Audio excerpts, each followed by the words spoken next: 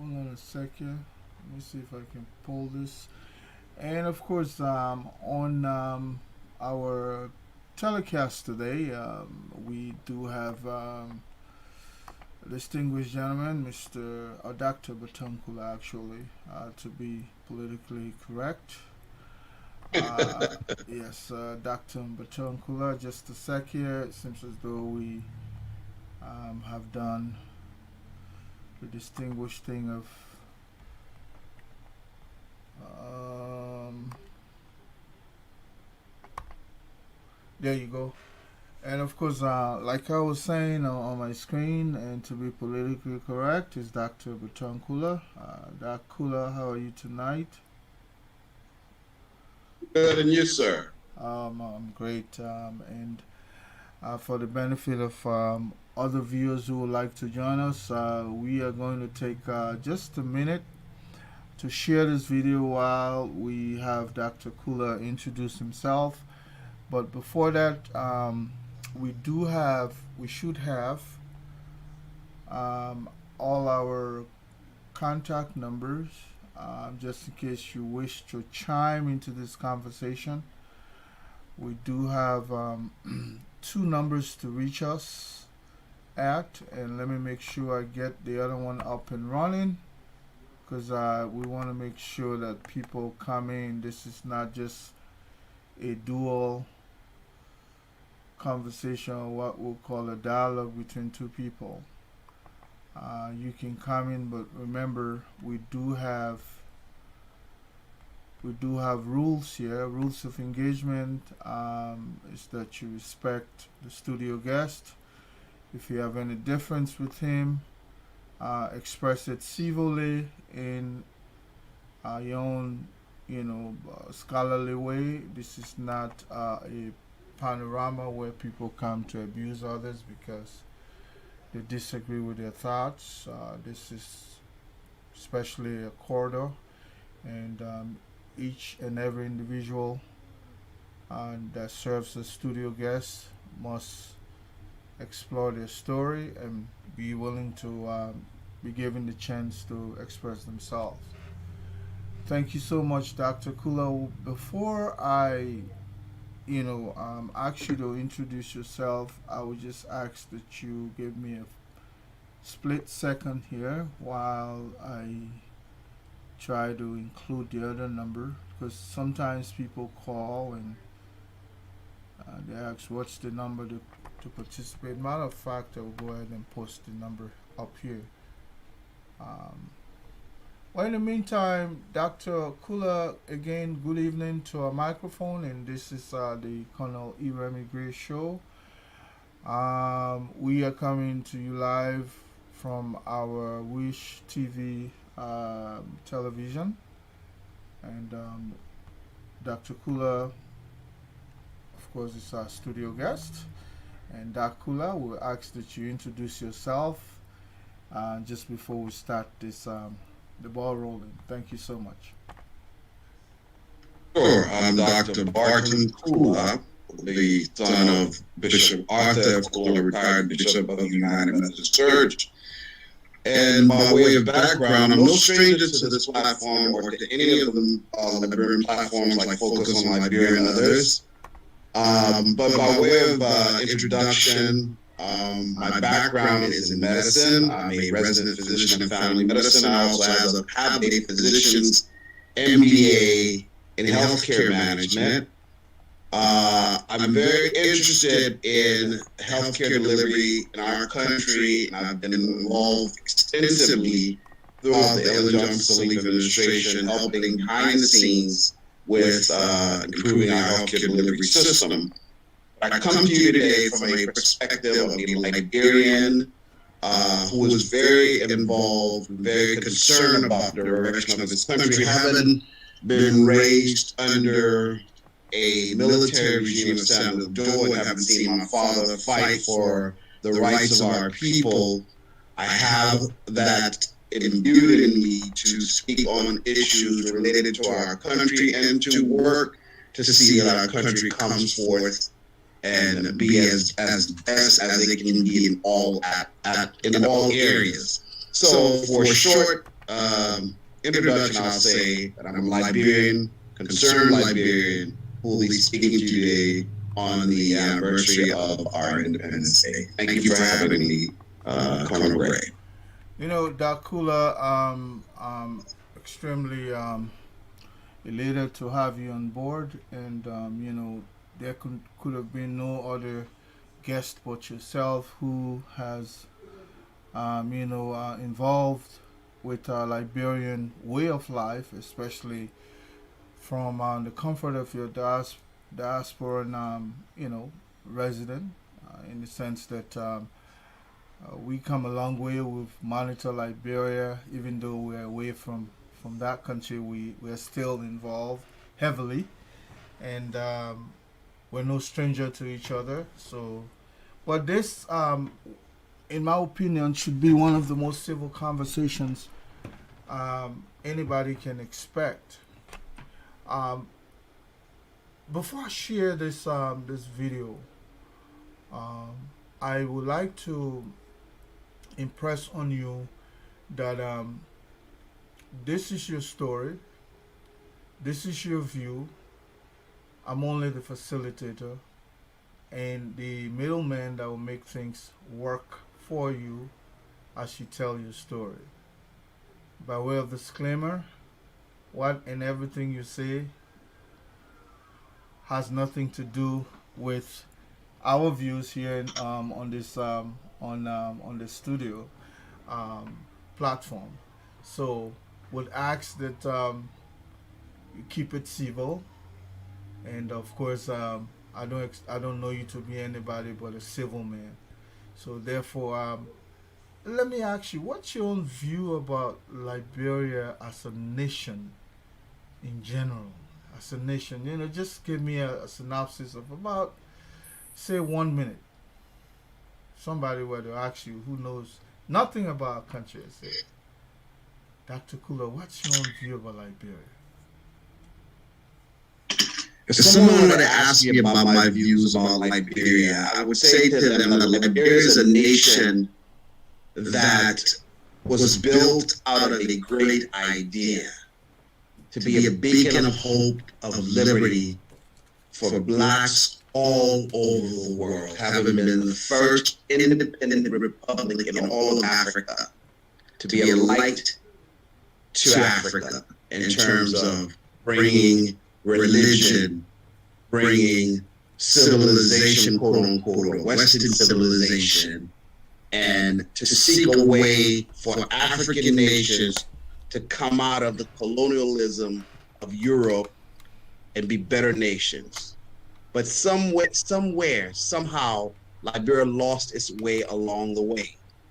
In that, a nation that should have been standing up for liberty and freedom became a nation that excluded a segment of their population. And as a result of that exclusion, that allowed cleavages within our society that caused forces to come in and exploit those cleavages, which indeed led to a coup d'etat followed by a protracted civil war of 14 years. And now we're trying to come to a semblance of democracy, but we still can't seem to find our way, because those who said they were bringing change for hope, are doing the very same things that got us to where we were in 1980 and 1989 and so forth and so on. We continue to exclude people. We continue to monopolize power. We continue to steal from our country and build only those around us, leaving others to linger, suffer. And that has been the story of Liberia in a nutshell, from one generation to another, from one political party to another, from one government to another. That's Liberia in a nutshell. Exclusion, those in power get all the wealth, they build each other up, and they leave others to fend for themselves. That's what I would tell them. Well, many Liberians will, or many observers would say, it is because the system exists for people to self-enrich. This is necessarily not, it's unintentional, but because the system exists, one can make the excuse that even if you brought in Jesus Christ, the system will compel Jesus to be corrupt. What would you say to those kinds of opinion? I would say that the system is only made up of those who run it. So if indeed you have a system wherein it's so corrupt that that system could corrupt Jesus Christ, then we ought to look at the system, and not just the system, but let's look at everything in that system. Let's look at from cradle to grave. What is happening to our people that's causing every individual to be so corrupt to the point that if you brought Jesus Christ into such a system, he would be corrupted? That's what we need to look first and foremost. And secondly, I would say that with any nation like the United States or anywhere, there are systems such as that. There are corrupting elements all around. But founding fathers and those who are in leadership usually take a stand and say, we're going to put an end to it and make things correct. But if you take individuals who are part of the system, who have been groomed by the system, and put them in, and they think that, we're going to do business as usual and we're not going to change the system, then we'll continue to have this vicious cycle over and over and over and over again. But it has to come to a point where individuals that are part of that system have to say, we have to stop it now and make it better. And each time we've had an opportunity to make it better, and that we thought that people would make it better, those people let us down. Ellen Johnson Sirleaf had an opportunity when she took over in 2006. In fact, Judy Bryant and the interim government had an opportunity. I would say Charles Taylor had an opportunity with his charisma, with his knowledge and being part of the progressives and all of that, had an opportunity. But last but not least, George Weah, who came through a bad system of hunger, of poverty, of lack, and getting to the top through his own skills, making enough money to be exposed to the outside world, now coming and being given that power by the people and say, here, you're one of us. You know what it's like to wake up hungry, to struggle from morning to night. You know what it's like to lay on the bare floor. You know what it's like to be poor in a country like Liberia. We know that we will give you this power, and you will take this power and use it for good and change our lives for the better. And yet, in 3 years, he has not done that. He's doing business as usual. We have a problem. We have to fix it. Someone has to fix it. Dr. Kulah, many would say that the foundation of the state, since today, in fact, is our Liberia National Independence Day, one could say that Liberia started on a false path. What do we mean by on a false path? We rarely started on an exploitative system, and that system trickled down to today's generation. The society itself was sectionalized, where it started on a patronage system.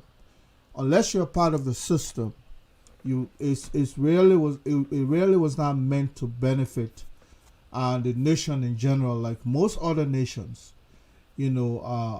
exist. So, do you believe that we actually started on a false path back in the 1800s when we started as a republic? Not only do I believe that we started on a false path, but we started on a rocky foundation, on a weak foundation.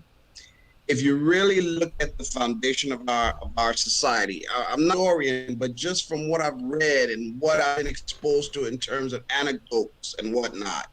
My father studied history before going to seminary, and A lot of the other historians in Liberia, like Seguano and others, tell us what Liberia was like. And if you read some of the stories about one opportunity under Tubman and what he did and how he created that patronage system, but not like Tubman, if you look way back when, from the first president, the first republic, Joseph Dinkin Roberts, I think you had the Republicans, and then you had the TWP, and then the TWP had a one-party state for over 100 years. That system remained just as simple as could be. A system of exclusion, a system of patronage, a system where you only made it if you belong to certain families, if you only belong to a certain ethnicity, if you only belong to a certain class, if you only belong to a certain um, if you only belong to a certain, a certain political party. And we've continued that system throughout. None of our leaders, even in modern times, have been wise enough, have been visionary enough to say, okay, let's get away from this patronage system and create a system wherein, if we say we are petty America in Africa, let's create a system like America where you have true democracy, where you have capitalism, and where everybody can benefit and rise up through the system through merit and not because they belong to the political party in power, or they're related to the president, or they're related to families that are in government. So until we can change that system, I think Liberia will continue to be what it is, a backward country. You know, Dr. Kulah, one can also make the lay a premise that we truly have not established a republic that is inclusive.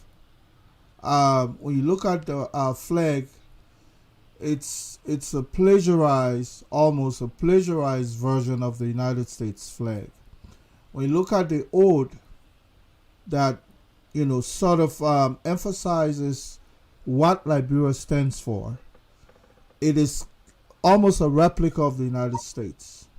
If you look at our Constitution, it even goes to say it started off on a ship, and for a long time, Liberian citizens were described as people who were born in the United States, brought into Liberia. Not till the first Constitution scholar, Dr. Touare, discovered that error, that grave error in our Liberian Constitution. He said, "But wait a minute. We have been here all along. We're not even Liberian citizens based on the definition in our Constitution. Everything almost is a carbon copy of the United States. So we are not a nation state, because unless we evolve that which belongs to all Liberians, so to speak, we'll always alienate each other."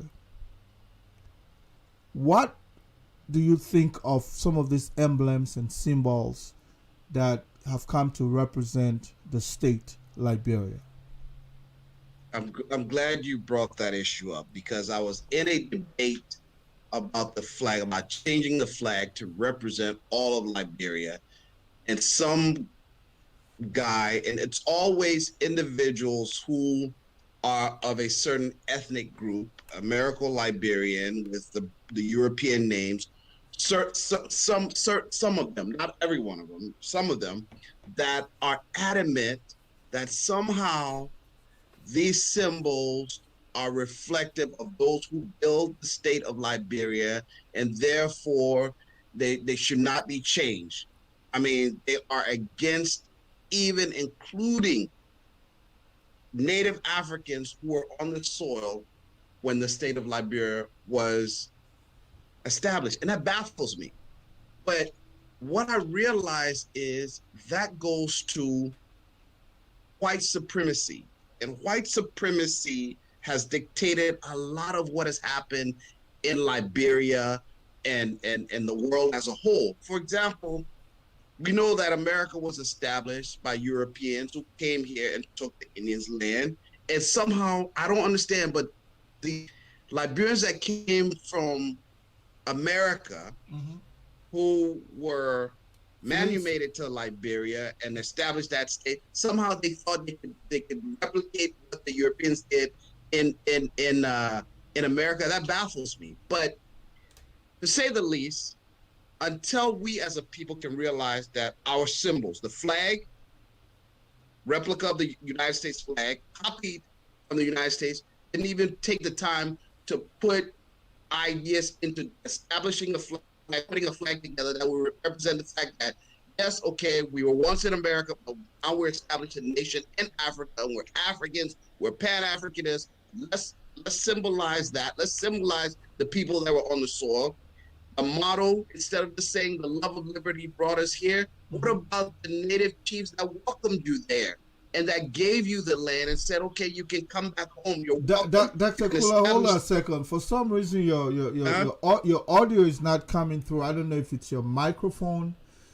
Maybe you need to do some adjustment because I mean you're giving some of the subtlety of the debate of the discussion, and it will only be fair to you if those words are coming through. It's coming in like spotty. I'm not sure whether maybe you need to bring the well, microphone I've, closer. I've got my mic up high. I'm on my laptop, and my laptop is indicating that I'm going through, but Yeah, you said what you're not hearing happened? me No, clearly? no, I'm hearing you. What happened? It seems as though the volume is placed too high, so you have to put a minimum Oh, level. okay. So turn it down. Yeah. So when you put the Okay. volume too high and then it goes red beyond that yellow red, then it's not good. Okay. Okay. So I've got the volume somewhere midway. Is that better? It's better now. Go ahead. Go ahead. Okay. All right. Yeah. I was saying that our symbols do not represent those that were on the land. It doesn't represent Pan Africanism. It doesn't represent the fact that we're being inclusive of those that Native Africans that were already on the land, but we're only showing that we came from the United States. Well, our motto that says the love of liberty brought us here. What about the chiefs that welcome those people and sold the land to them and said, you can come home now and establish a nation. Let's all be a part of that nation. I think we should have a debate that says now is the time, since we haven't done it back, and now's the time to look at our symbols. And I think it's in our Truth and Reconciliation Commission recommendations that all of our symbols should be looked at, and the symbols should be inclusive of both the people that came from the United States that were manumitted and those that lived on the soil as Native Africans. Because I don't see anything wrong with including the Native Africans that were on the land. But some argue and say, well, you sold your land to us. Now you should no longer be a part of our republic because we established our republic. Well, how does that fly? You're the same skin color as I am. You know, you said you were once Africans. You were brought to America as slaves. Now you return home. Why would you then turn around and exclude us like you were excluded from being citizens of the United States until the 1860s? It doesn't make sense. So we have to look at those symbols. We have to look at our motto. We have to look at our flag. We have to look at all of those things in our society that exclude a certain group of people and only show that one group established the nation state of Liberia. That will not fly. I think we need to change that. You know, majority of our African fellow African brothers, some of whom some of us have had the privilege to be at academic panel with, they wonder why people will be fleeing injustice, people will be fleeing persecution from a certain slave master, and then they have their freedom, fundamental freedom, They went somewhere where the slave master is far away from, but yet they went and established a cradle, seemingly like they appreciated where they came from. If you look at Liberia, it's almost they were trying to replicate what they left behind or what they were fleeing from. A lot of times, if people have that affinity for the oppressor at that level, it goes to say that those people are not liberated mentally. They're still held in bondage, slavery. So that trickles down to today's generation. We're still mentally a slave. Unless we discern, we emancipate from that mental slavery. As a nation, we'll always try to enslave each other. Such an argument, in my opinion, is germane. It makes sense. But do you think Liberians in general, whether those who came and helped to establish the first republic, or those who met there, the natives, do you think we really love each other as a nation, as a people? I don't think so. And I'm thinking about writing a book. And part of my book will look at the effects of white supremacy on we as Black people. I'm glad you raised that issue. If you look at our history, a lot of what was written in our history books and civics and fed to us, which was a bunch of lies.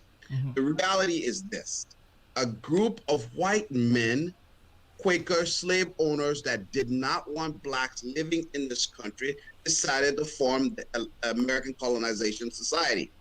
And the American Colonization Society is what is the organization that sent those Black people to Liberia, most of them under the pretext, under the agreed law that once you were free, you got on a ship and then you made it to Liberia. Now, if you look at the country from 1820 to 1847, I believe it was white governors that ran that country for almost 20 years. And those guys control everything that people did in that colony. So in a sense, Liberia was colonized by Americans. And I think those people continue to push that white supremacy mentality, white supremacy ideology. And that is what continued in the Blacks that then took over, which initially were mulattoes, and eventually it was a dark-skinned Black. So the self-hate among Black people has continued between first the mulattoes that excluded the dark-skinned Blacks, or the upriver people, okay? And I believe the historians say Monrovia was only for light-skinned or mixed Black people, the mulattoes, like Joseph Dinkin Roberts. And then later the dark-skinned Blacks took over and felt they were better than the native Africans that met on the land. And the native Africans among themselves fight from one tribe to another. So we as a people, mostly Black people, we have this issue with each other. In Liberia, that is very much an issue till this day. We have to find a way to love each other and be able to build that country as a people, as one people. Dr. Kulah, if you go back and look at other countries that were in similar debacle as Liberia, where colonialism entered in different facets, in different ways. Say, for instance, Burkina Faso, that was then Upper Volta. Is it Upper Volta? But anyway, Burkina Faso, that is Burkina Faso today. We all know that prior to Thomas Sankara, they had allegiance to either France or Portugal, and in all of these kinds of mixture actually created a complete confused nation. Not till the soldier boy came in and said, wait a minute, we have to foster nationalism or national statehood. And so he changed the name, changed the flag, changed almost everything, and they begin to see themselves within those symbols as one nation. And even though, yes, he himself was murdered or killed by his own fellow soldier or maybe a closest buddy, but Burkina Faso started thriving on from then on. We continue to think that we have a unique system, and when you talk about even the flag being plagiarized, our national anthem, not even representative of the Liberian way of life, are symbols. Some of this jargon, the love of liberty brought us here, and all of these kinds of things. I mean, it just spells division. And we cannot overemphasize that. But when you look at Liberia, can we are we satisfied? Say you especially, are you satisfied? Forget about the symbol and all of that. But do you think the form of government that we have is right for our culture? Where we have the tripartite system, the legislature, the judiciary, and then the executive. You see, the form of government we have is one copy strictly from the Americans. We never sat down and thought, and those that built our nation, the nation state, never sat down and thought and said, we're Africans, we live in this culture, these people have a system of governance already here. Let's find a way and incorporate that system into what we can build as a nation to govern ourselves. Instead, we brought in something completely foreign, and we continue to do that with everything in Liberia. And as a result, you see a lot of struggle. People are still struggling to figure this thing out. The legislators don't know their role, so you see them paying for weddings and paying for this and doing that because they don't understand it. They don't come from that culture. They feel like they should be the head and the chief and take care of their people, instead of what legislation should be about, which is formulating laws, that will allow other people to thrive. That, like you say, because a lot of what we introduce in our society is foreign, it seems to not gel with the society, and that's where our struggle is. I think a lot of our educated people have to find a way that we can look at our society and build a system that'll better represent our people and our way of life.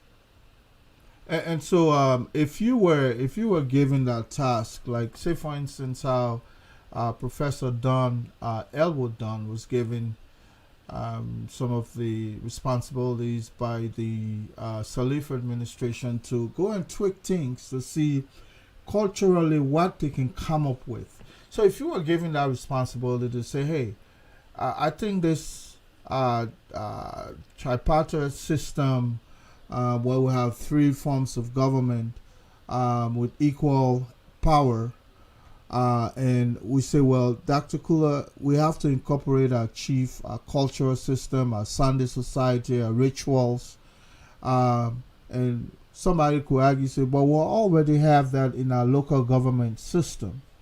But somebody else might say, well, it's not reflective in our laws. Because if you go into our laws, what you see is exactly what exists in the United States. And so because that culture is foreign, we're struggling. So this struggle will continue for as much as. But if you were to change that system, what would you be looking at? I would keep it simple. Every individual in Liberia, all of the 16 tribes, the first thing they do is you talk to a gentleman from Bon County. He represents himself as, I'm a Pele man. I'm a Pele, right?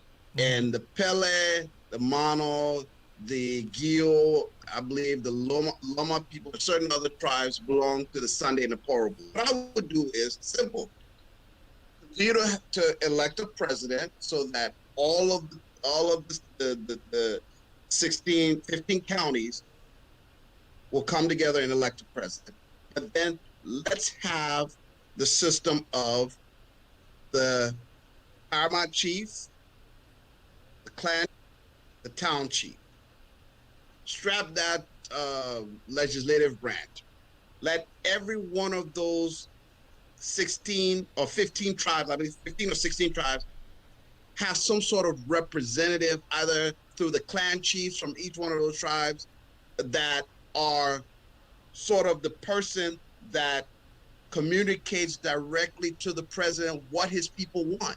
And he can be that representative instead of doing all the stuff we're doing with representative, with senator and all of that, two people here and two people there. And, do something that the people understand. Because if you go to any town in Liberia, those towns don't have any police officers, but they have a system of governance.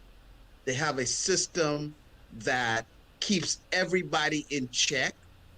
Those towns are clean. They don't worry about garbage issues. They don't worry about people violating laws, because everybody knows at a certain point in time, at 6 o'clock, you're not supposed to beat rice after 6. You're not supposed to do it. They have their laws, and everybody understands those laws, and they abide by those laws to the T. And if you violate those laws, there are consequences, serious consequences, either fines or some sort of a serious consequence. So if we had a system that was simple, the way our people understand it, through our chieftaincy system, and you have a president to represent our executive, our chief executive to the world and whatnot, I think that's a way, or that's some way we should be thinking about formulating our society or our governance. That's how I would look at it. But the Great Migration to Monrovia, so to speak, a lot of folks are saying, because these people feel that they're a stranger, even though they're Liberians residing in Monrovia or Montserrat in general. But what they do in Monrovia, they would not dare do in the various principalities where they come from. And you just indicated that as well.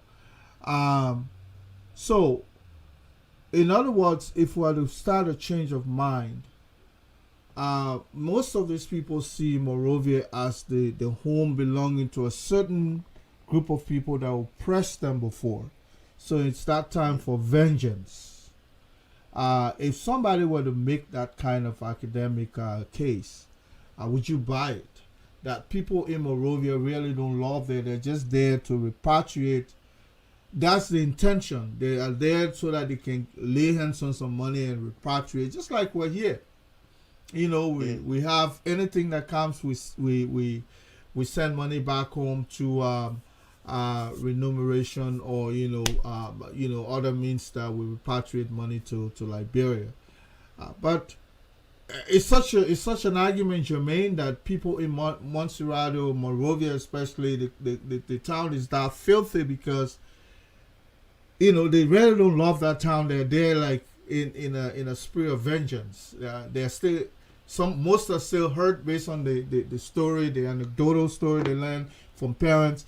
I don't know if I can make that kind of argument, but what do you think? I don't know. I don't know if that's the reason why Monrovia is dirty, because, again, I think you hit a point when you said they come to Monrovia and they'll do certain things that they wouldn't do back home, because what? They don't feel a sense of ownership in Monrovia, right? Yeah.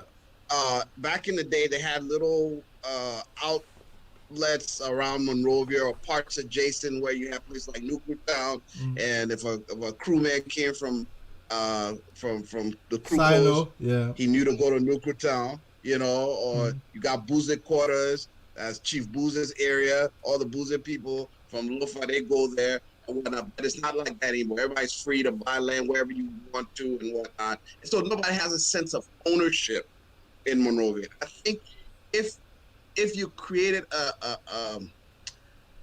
if you had a visionary leadership that allowed the people to realize that Monrovia is also their land, it's their capital, they should be proud of it, and they should take care of it and treat it well, I think they would. And the other thing too is, I think we lack people who understand municipal governance.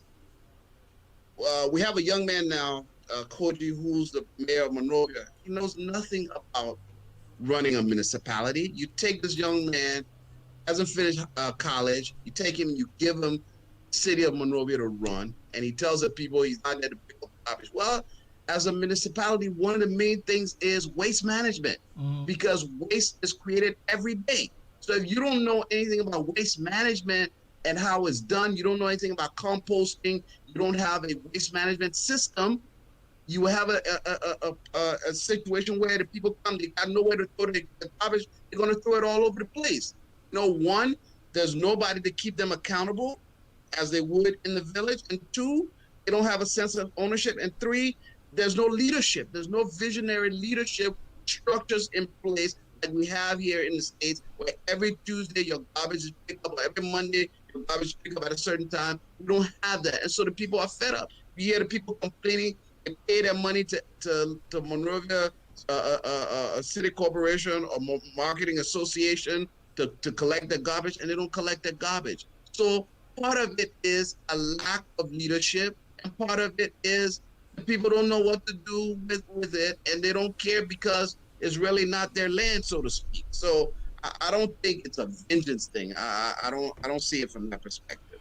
You know, I don't intend to make this a discussion about Monrovia primarily, but anybody that is coming to the Republic of Liberia, if they don't, they will have to enter Monrovia to have that sense of being in the country.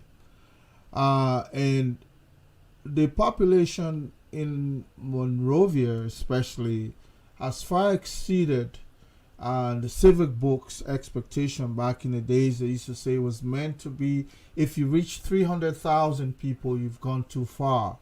That's when we used to talk about the outskirt of Monrovia. We used to talk about Congo Town, Nuku Town, all these other areas that were adjacent were considered outskirt. Now today, the city boundary has gone beyond those civic book expectation. The city, the capital is just overpopulated, and I mean, when you have a population spore that level, folks will say you can never gain maximum control, even if you have some of the best police force, some of the best city council management, and so on and so forth. Those arguments can be made, but I think like Monrovia in general should be depopulated. What do you think? I think it should be depopulated, but the only way you can depopulate a place like Monrovia is if you provide the people something in the villages and the towns that they're coming from. If you have people migrating to Monrovia because of the war, and now they've stayed there because of urbanization and the fact that they have jobs and they have certain amenities that they wouldn't have in their towns, how do you depopulate the city? You depopulate it by creating those amenities in the towns, the villages, and the counties that they're from, and give them the opportunity to go back there to those jobs, knowing that they will have good housing, knowing that they'll have running water, that they'll have power, light, and whatnot. That's what you do. But you cannot depopulate the city by saying, oh, all of you are here, I'll give you $1,000 if you go to your home. No, that will not work. It has to be something planned with creating jobs and with creating infrastructure in those areas, because people will gravitate to places that are urbanized. Same thing here in Atlanta, Georgia, where I live. A lot of the young people that come from the outlying country towns around Georgia, most of them come to Atlanta, not only from Georgia, but people from as far as Alabama, North Carolina, they come to Atlanta. Atlanta is the big urban center, and that's the same way Liberia or Monrovia is. So we have to be able to understand it from that perspective, that we have to create those things that will cause our people to want to go back to those towns and villages that they're from. You know, Dr. Kulah, one can say that that's primarily the intention of establishing that governance system where we have representative representative democracy, where people come from different parts of our country, like how people come from different parts of this country to go to Washington D.C. and represent their principality.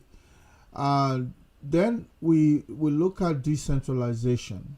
I know the Propo government, of course, is thinking very little about decentralization. I want us to keep this issue about the George Weah administration at the back of this interview. Let us scoop on the surface in the meantime before looking at the Propo agenda, which I don't even know what the agenda entails. So because nothing comes from a planned program, as far as I know, my observation of this government. So let's leave that at the back. Let's talk about the substance, a substantive part of decentralization. If you decentralize, one of the reasons why Madam Sirleaf created the County Development Fund was to be used in the counties, other counties, including Montserrado. Each county almost had the same purse that was given to them. Say, hey, take this money, carry on certain development, and there are expectations that you create, just so eventually they can ease the burden of government in Monrovia. But it doesn't seem like we're on a path to decentralization at all. I don't think we are, and we have to be honest with ourselves. Every government that has come to power in Liberia, and for the most part, I would say Africa in general, has always been there to exploit. So the way our system was built up was we have Monrovia, the capital. We have all these counties where the iron ore, the diamond, the gold is, but Monrovia takes all the money for itself and hardly gives anything to the counties that those resources come from. What if we were to sit down as a nation and say, let's look at what each county contributes to national pie, and based on what each county contributes to the national pie, you should get a certain percentage. Like if NIMBA is providing us a bulk of our iron ore exports, NIMBA should get a significant amount of developmental funds to build roads and infrastructure in NIMBA. Roads, power, water, you know, everything that housing, everything that Nimba County needs, because they're giving us a significant amount of the resources. Same thing with Bong. We've got a lot of iron ore coming out of Bong mines. We've got a lot of gold now coming out of I believe Salaye or somewhere there, and then there's gold coming out of Sino or somewhere. All of those counties should have a significant piece of the pie. If it's 10%, 6%, what have you. But here we had Madam Sirleaf to come to power and say, okay, we'll give a county development fund to each county. This person get this, and then Metal Steel will give Nimba and Bong a certain amount because 2 million or whatever, a lump sum because money the minerals comes from that. Why can't we really sit down and think about this? Put our economists together, our brains together, and let them crunch the numbers and see what it would take to build the infrastructure in those counties that the mineral resources are coming from, and then let the government, central government, take what they have and divvy it among the senators and the legislators in a more efficient way, instead of sitting there and wasting money on people, paying for their houses, giving them cars, new cars that cost $40,000 every 3 years, paying for everybody down to their cook and whatnot, even somebody to take care of their dog if they had that in the budget to put it there. You know, we're wasting money. Let's put money where it needs to go. What really bothers me is this. Bone mines, where all of that iron ore came from, and Dusseldorf in Germany, Mm-hmm. where the iron ore was shipped to. Go and look at Dusseldorf today and look at Bong mines or look at Bong County. They're still in the dark ages where Dusseldorf is built up to the T. I just heard that the Empire State Building, the iron, the steel that they used on the Empire State Building came from Liberia. But look at Liberia, we're still backward. We need to sit down and really think about building our infrastructure with our resources in a proper way. And decentralization comes from doing that. I think that's how you do it, by looking at our budget and giving out the budget properly to build our nation so that our people can go to these various counties and have jobs and have something to go back to. You know, I still believe that we all is not lost, because these are resources. They have been depleted over the years, over the course of many years, but we because they're natural, so we still have quite a bit. What we need, in my opinion, is a government that works for all. Right. We've discussed about the form of governance. We agree that a lot of the symbols that were representing the state that should bring social cohesion among us are foreign. They're alien. They belong to different culture. We just borrow them. We plagiarize, including the flag and all of that. So unless we can come together to begin to see us as one family under the same roof, whoever you put there will entice just a small group to benefit at the expense of the rest of society. We've had that discussion here. Now, let us look at this government that we have. This was supposed to be the last bus station that was supposed to accommodate everybody on that bus and drive us to the land of glory. In my opinion, the bus is empty. It only has the driver and few occupants who are actually the beneficiaries of that trip to Gloryland.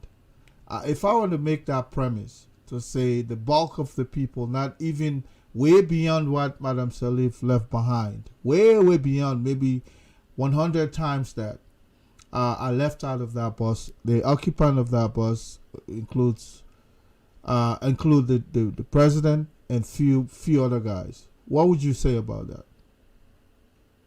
I would say you're right. And it's sad. It's really sad that guys that spoke up for 12 years, that the way governance was being carried out in Liberia by the Ellen Johnson Sirleaf administration and administrations before then was not the way Liberia needed to go. They spoke against the wrongs and they said they were going to make it right. They said they were change for hope. They were bringing change. And everybody believed that. Most people believed it. Some of us didn't. Some of us said, wait until you give these guys power, then you'll see their real intentions. And truly enough, as soon as these guys got power, people like Beaufort Chambers, who wouldn't speak to Ellen Johnson Sirleaf because he said Ellen Johnson Sirleaf didn't have a heart. These are the people now that are running Liberia as if to say it's their farm. You know, they have selective justice.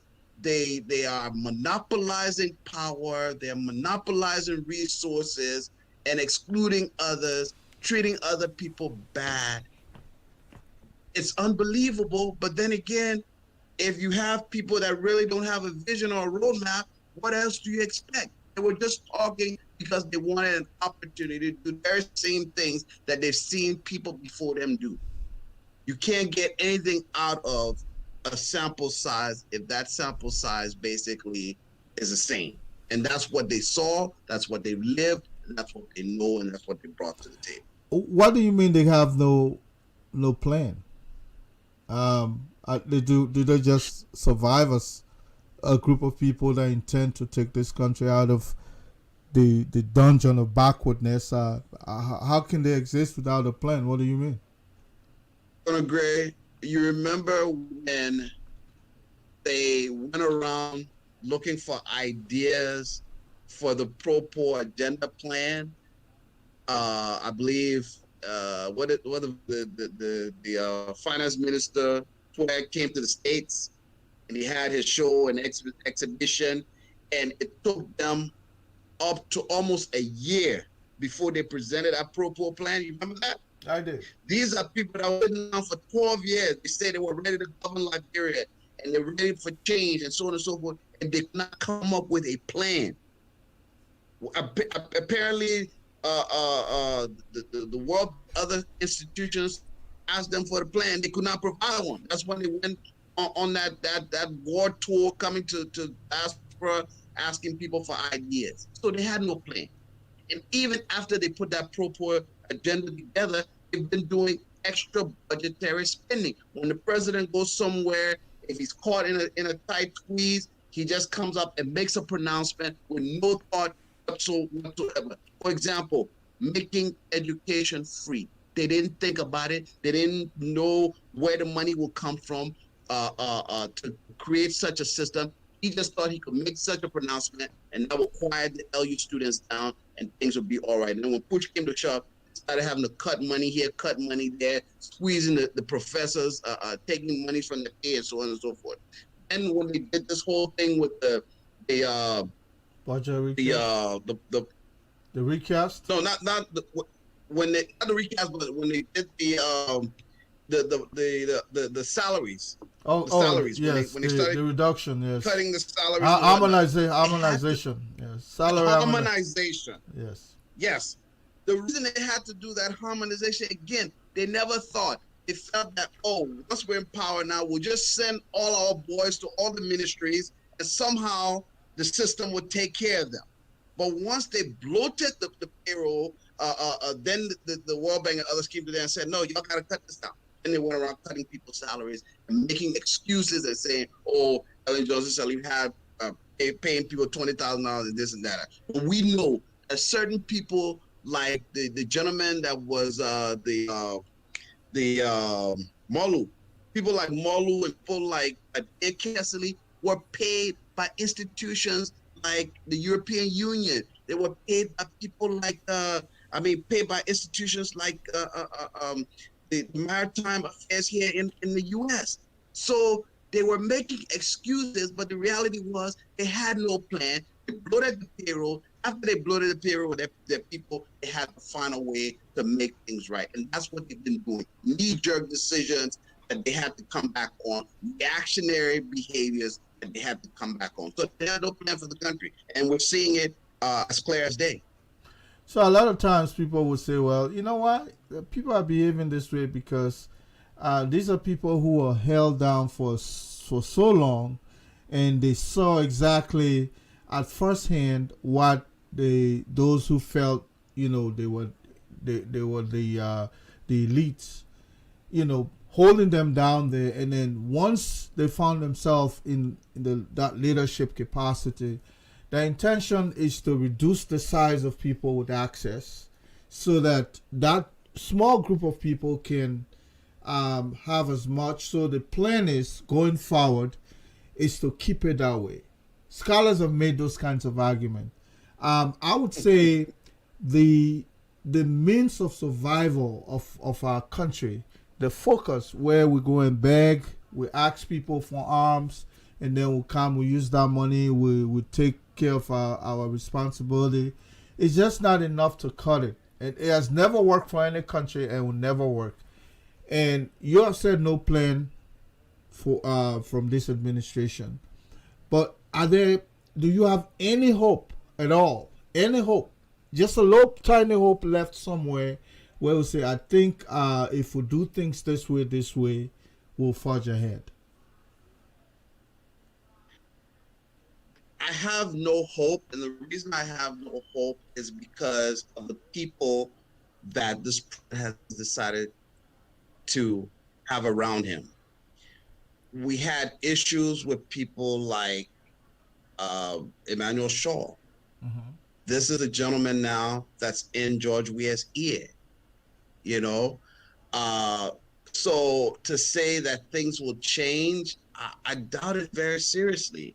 I think that this guy is on a way to just trying to make he and those around him rich as quick as possible, and then let the chips fall where they may in 2023. I don't think this guy is really seriously thinking about changing the country. The more I hear from a lot of the young men that were in the diaspora that went back home to try to make changes, the more I hear from them about things, the way things are going, and the mindset that these guys have when they sit at the resort, Jamaica resort, and the things that they talk about, the more disappointed I get in this president. That of all people, he should have been the one to try to change a lot of our poor Liberian people instead of changing just the life of those around him, those in the hierarchy of the CDC. So I don't think there's any hope really. Well, ladies and gentlemen, those who are watching live cast today, my guest is Dr. Bartum Kulah. He's a resident of Atlanta, Georgia. Dr. Kulah is actually a medical doctor, and he has been an observer of Liberian politics. He grew up in the system.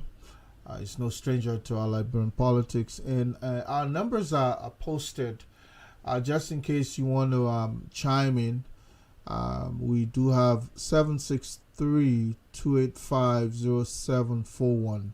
Number again is 763-285-0741. And then we'll have the 763-447-1063 number. Let me post that number.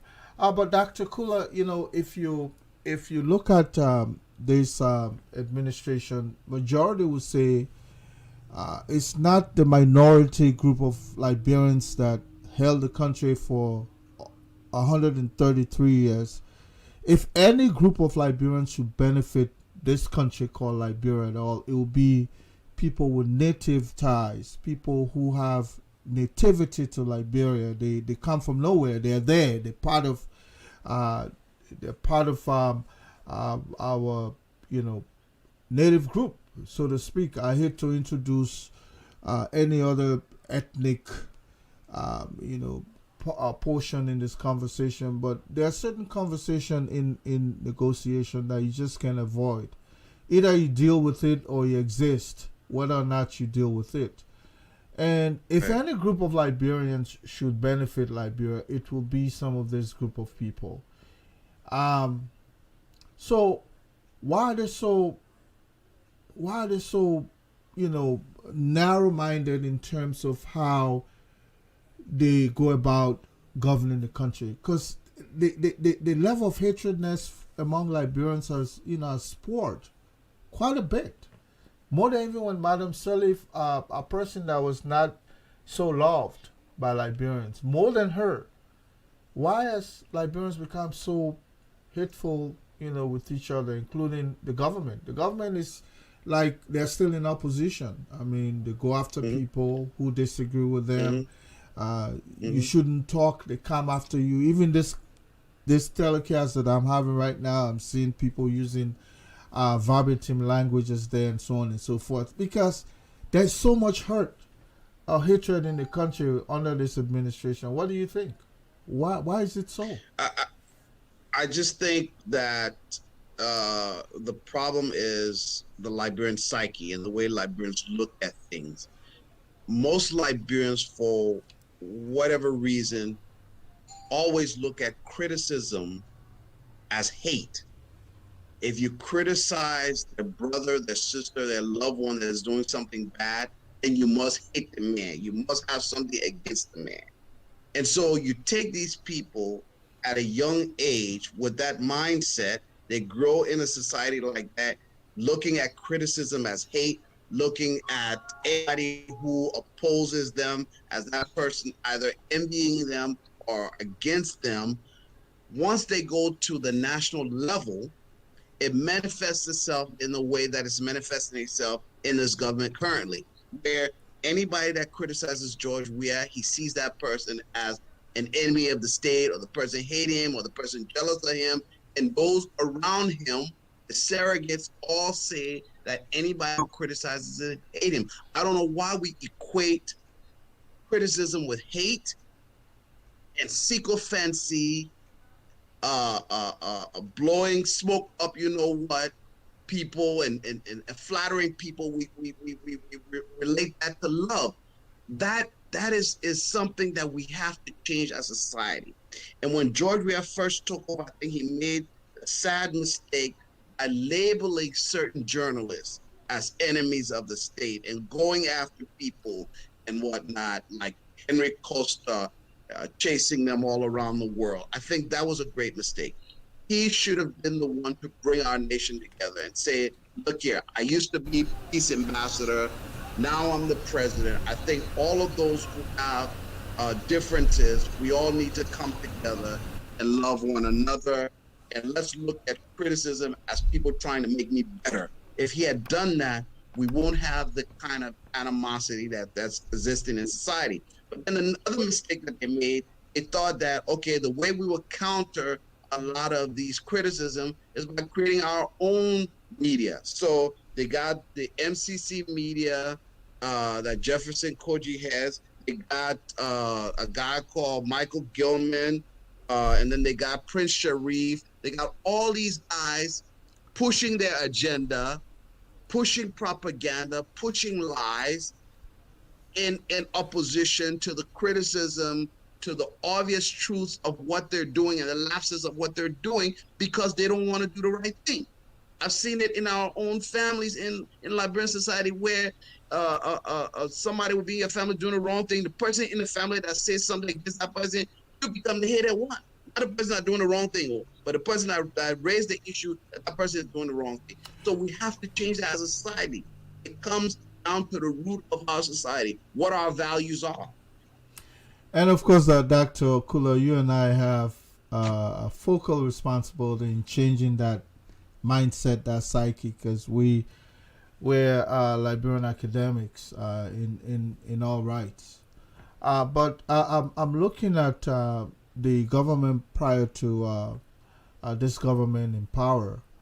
There was so much. Some of the same rhetorics were used. Or you hit Madam Salif, and then they had their own group of individuals who would come in the press. That's the socialistic way of thinking. Matter of fact, one can say what they inherited today came from that system where we had a group of individuals who were some of them were extremely intolerant, and they will come after you. They'll use different languages. They damage your character simply because you went against Madam Salif. So these people saw it, and so the parrot will only learn from the master. Those same master, of course, helped them to come into power. So one can say it's not only limited to this government. And of course, we see politicians around here, including people we support, where their supporters will come at you as though you're an enemy. So I'm beginning to feel that this is a cultural thing. It's not specific to one group of Liberians. True. It is a cultural thing. And that's what I said. That's why I raised the issue about the family, that our families and our culture has this problem of having problems with criticism. Whenever you criticize them, they see you as hating them.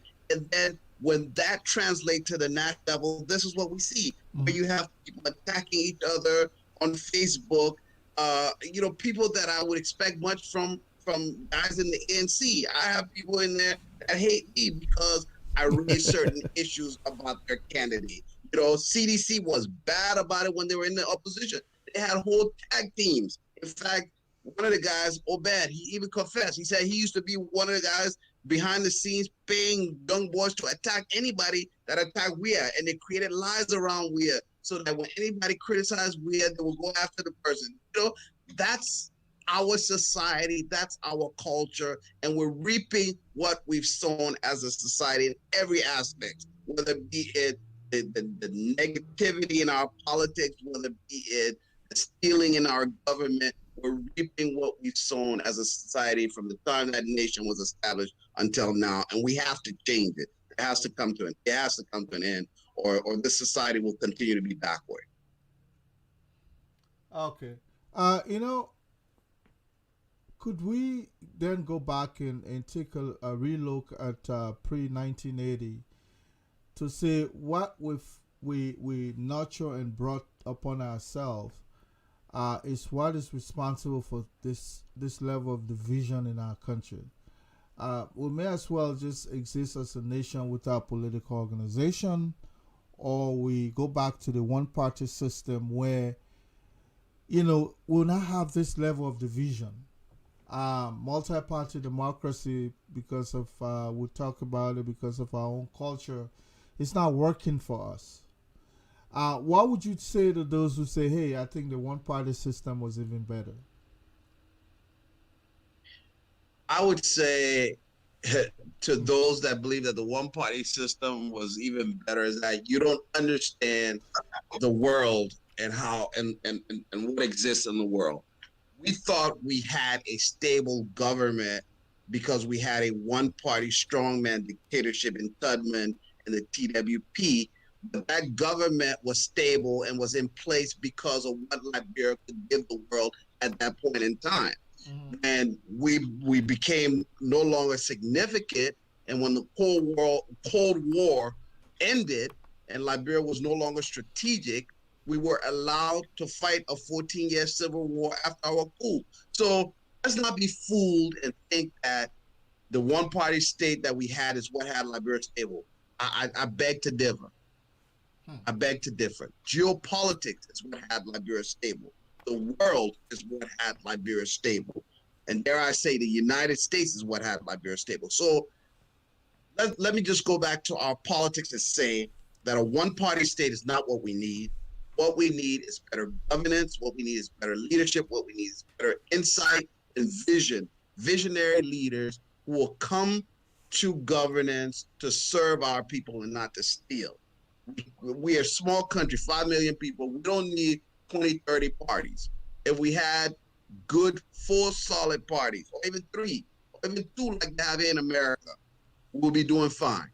We need to just sit down and be serious about our governance, and let's stop this thing about every man coming and you've got money, you're able to buy a political party, you're able to buy followers and say you want to be president and create, and when push comes to shove, you sell your votes, and then when the government comes to power, you get a position or you get a ambassadorship or what have you. Let's be serious. I think that's what we need to do. We need to grow up as a nation. Well, in case someone wants to join the conversation, the numbers are there. They're pinned up there. There are 2 numbers, 763-285-0741, 763-447-1063. My studio guest today is Dr. Bartum, Kulah of Atlanta, Georgia. And we're looking at National Independence Day, and we're looking at governance in general, and some of the things that are working and those that are not, and what we'll find a midpoint by sort of have a civil conversation on how we'll change what is not working so that it can work for all and every and all Liberian.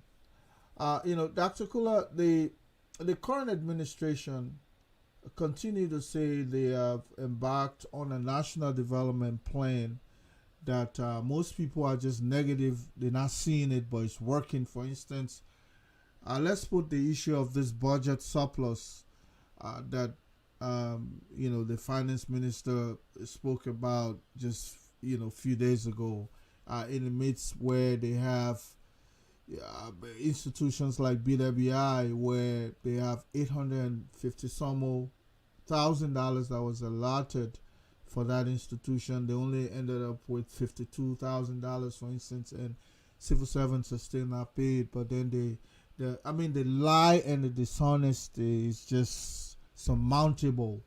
One could ascribe that as the lack of vision that you talked about. But the national development agenda of this government, do you think anything is working so far? Because they're talking about roads. I have yet to see the road. Maryland, plus I got my first call. Hold on. Okay, sure. All right, caller, just hold on a second, um, and then we'll get back to you. So yeah, go ahead, Dr. Kula. I don't think the National Development Plan is working. Even the stuff about roads. When George Weah was running for president, he never said a single thing about roads. Person that talked about building roads was Pullman Boycott. And I'm glad they were able to take that idea because roads will bring benefit because our people can hardly get to certain areas during the rainy season. But all the roads that he talked about building, all we've seen him Caller, dedicate hold so on. far. Hold on, Dr. Kula. I had you on. Were you the one on the other line, caller? I'm not sure. I'm not sure. All right, yeah, cause I had somebody that was on. So just give me a second here. Yeah, that was you on the other line, 317. So there are two lines there. So go ahead, Dr. Kula. Yeah, all I've seen as far as roads are concerned are the community roads that he's been building to get adulation, having people to erect statues for him. And whoever told that man to go around wearing a t-shirt saying that he's the best president Liberia ever had, these boys are making a fool out of him. They're laughing behind his back, making him think he's something that he's not. The emperor has no clothes because in actuality there's no substance in what he's doing. Building a few houses here through late, even thinking about who owns the houses before building it. And after the fact, you realize the houses are owned by private citizens who are renting those houses out. That's not how you build low cost housing for your people.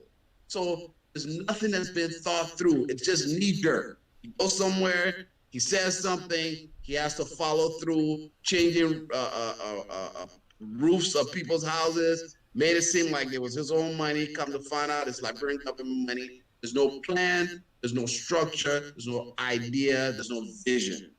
We have a serious problem in that country right now. All right, caller, what's your name and where are you calling from? This is Aliyu Kamara, and I'm calling from Maryland. Mr. Kamara, how are you tonight? What's your contribution to the conversation? Well, I'm glad you're now in the show business, Big Brother Remy Gray. I think we need your input a lot. I mean, because you're one of the sophisticated people I know. You can't recognize me. The old people usually say that the small boy can always remember the big one. My man, Aliyu Kamara, man. I will forget. I will forget Aliyu Kamara, man. Liberia Peace Conference, Aliyu Kamara can never be forgotten, man. Go ahead about that. All right.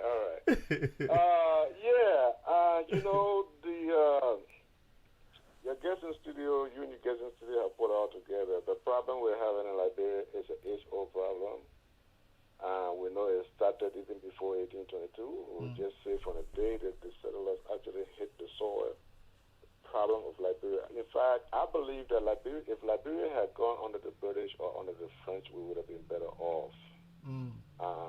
Anything unfortunately headed by the black man usually is a problem. And I hate to say this because it might sound a little stereotypical, but it's the truth.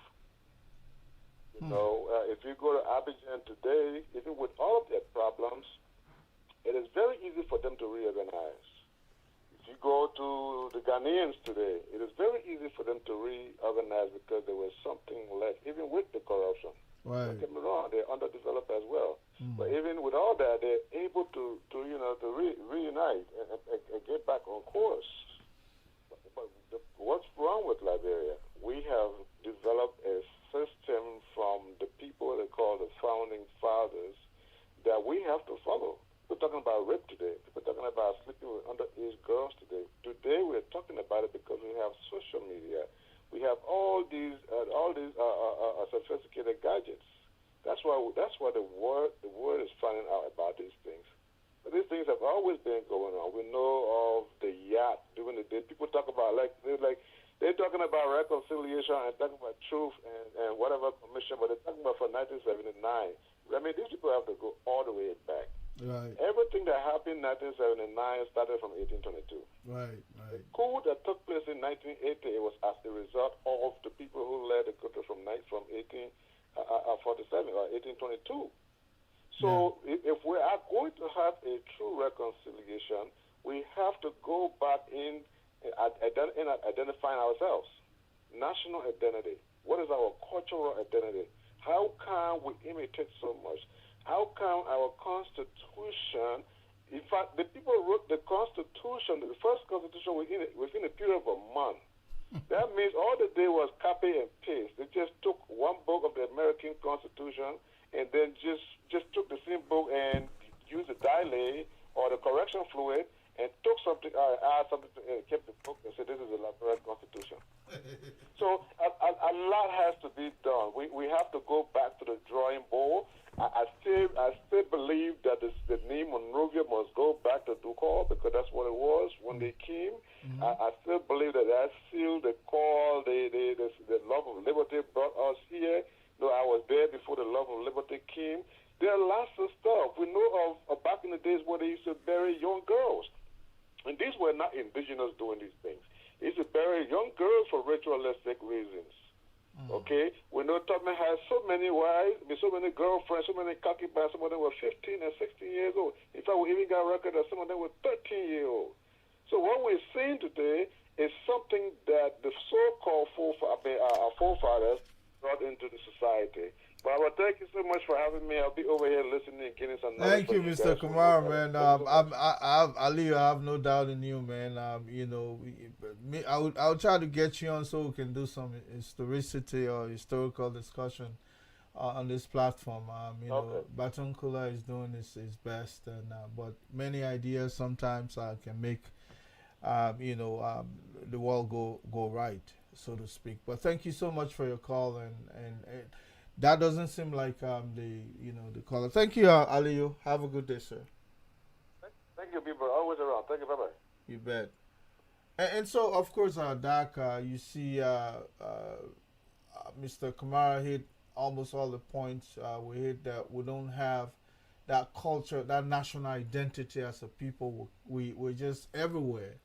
We don't have our own clothes, even our music we tend to imitate. I mean, nothing cultural that is local. Everything is borrowed. So that tends to confuse, the household because we don't have a direction or focus. He hit on some good points as well. He hit the points, and I want to make a point about what he said. Anything you do in this world, anything you start off, any business, starting off a family and raising your kids. Go ahead. The foundation that you build for that business or that organization or that child is what's going to carry them for the rest of their lives. And that's the same thing with a country. The intentions and the foundations that were built for Ivory Coast. The French, when they established their colonies, the colonies were kind of interconnected. Like somebody can leave the Ivory Coast if you went through the system, the civil service system, you could work in another French colony because they could even go to France. Like people like Hofield Bonnet, they went to France, were educated in France. They were like raised to be French men. So that's how they created their colonies, to include their people and to have their system integrated in such a way that they had a strong foundation. Liberia, on the other hand, it was like our people were being driven from here to establish a nation, but yet they were trying to establish a nation in the same vein that the Europeans established America, and it can't work. You black, the people you come into to treat like the Indians, they black too. So and they're more than you, how you put them on plantations? It doesn't work that way. Yeah. There's a black American guy that I date with a lot. He has that mindset that the Black Americans from here established Liberia. They bought the land, and that's their land. You know, winners are keepers, and they had more power because of the gun and so on and so forth. They have that mentality that comes from the white man, white supremacist mentality. It doesn't work in Africa. You can't come to my land. I welcome you. I gave you land to be on. You say I shouldn't be a part of it. It doesn't work, and that's why Liberia is so confused. It's in a situation where we can't seem to get it together because you're trying to be what you're not. Are you black? Are you black or not? Are you African or not? What are you? What are your values? What culture you believe in? You went top hat and tail coat in the hot sun for what? To prove what to who? You know, yeah. What are you trying to prove? Yeah. You carry a European slave name and you're proud of it, and you excluded everybody else that carries a native name. You want them to be ashamed of their native name. Why? Because you were not proud of who you were as an African. And a lot of Black Americans suffer that thing here for a long time, to the point where James Brown had to sing a song. I'm black and I'm proud. They had to be proud. They had to find a way to be proud to be black. So you have people like Muhammad Ali trying to show them to be black and feel good in your own skin, to be proud of who you are. So we have that issue, that mental slavery that you talked about. We dealt with the slavery of back when the slaves were brought here, they got emancipated, and then we never really dealt with the mental slavery and the white supremacy mindset, the antebellum South way of having the house Negro and the field Negro, and having people come and live with you and live at and you're laying at the foot of the bed while your child laying on the bed. All of those things are still, to a certain extent, still in Liberian society to this day. You know, where you feel like one group is better than the other, or your child is better than the next child just because that child is poor, because that child is native. Whereas some of those children are just as smart, you know, just as ambitious. Caller, they want the same things that you want. Caller, Dr. Kulah. We'll have a caller. Caller, where are you calling from? What's your name? Yeah, thank you. I'm calling from Windsor, Maryland, and my name is James Lasser. Yes. Hold on a second. Go ahead.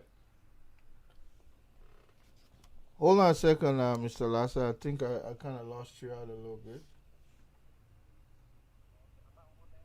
Hold on. Go ahead, let's see. Okay. Yes. So, well,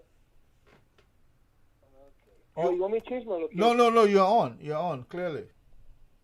Okay, good. So then I'm listening and I'm hearing, like I've heard in recent time about the flag of Liberia being a replica of the U.S. flag, and the Constitution is a replica of the U.S. Constitution. So then I wonder, because some of these things are mainly based on what I call grievance politics. Some of the commentators come forward with grievance are not clearly expressed, because if otherwise, they wouldn't be making such case. Mm-hmm. The flag of Liberia is very, very distinctive, I want to say, and it doesn't even come close to looking like the flag of America in a lot of ways. Okay.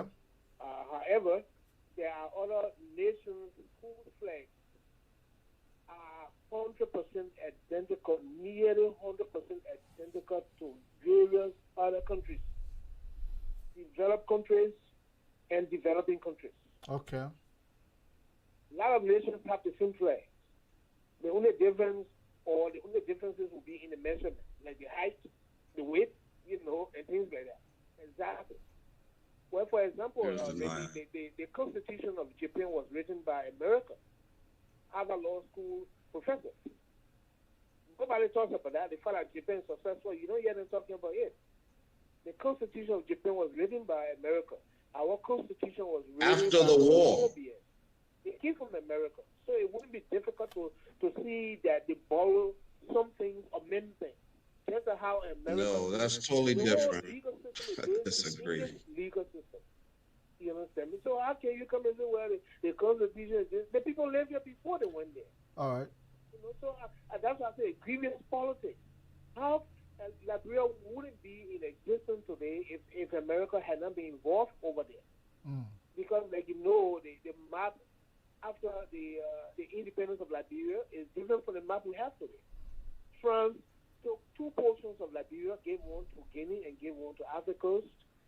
Britain took two portions of Liberia, gave both of them to Sierra Leone.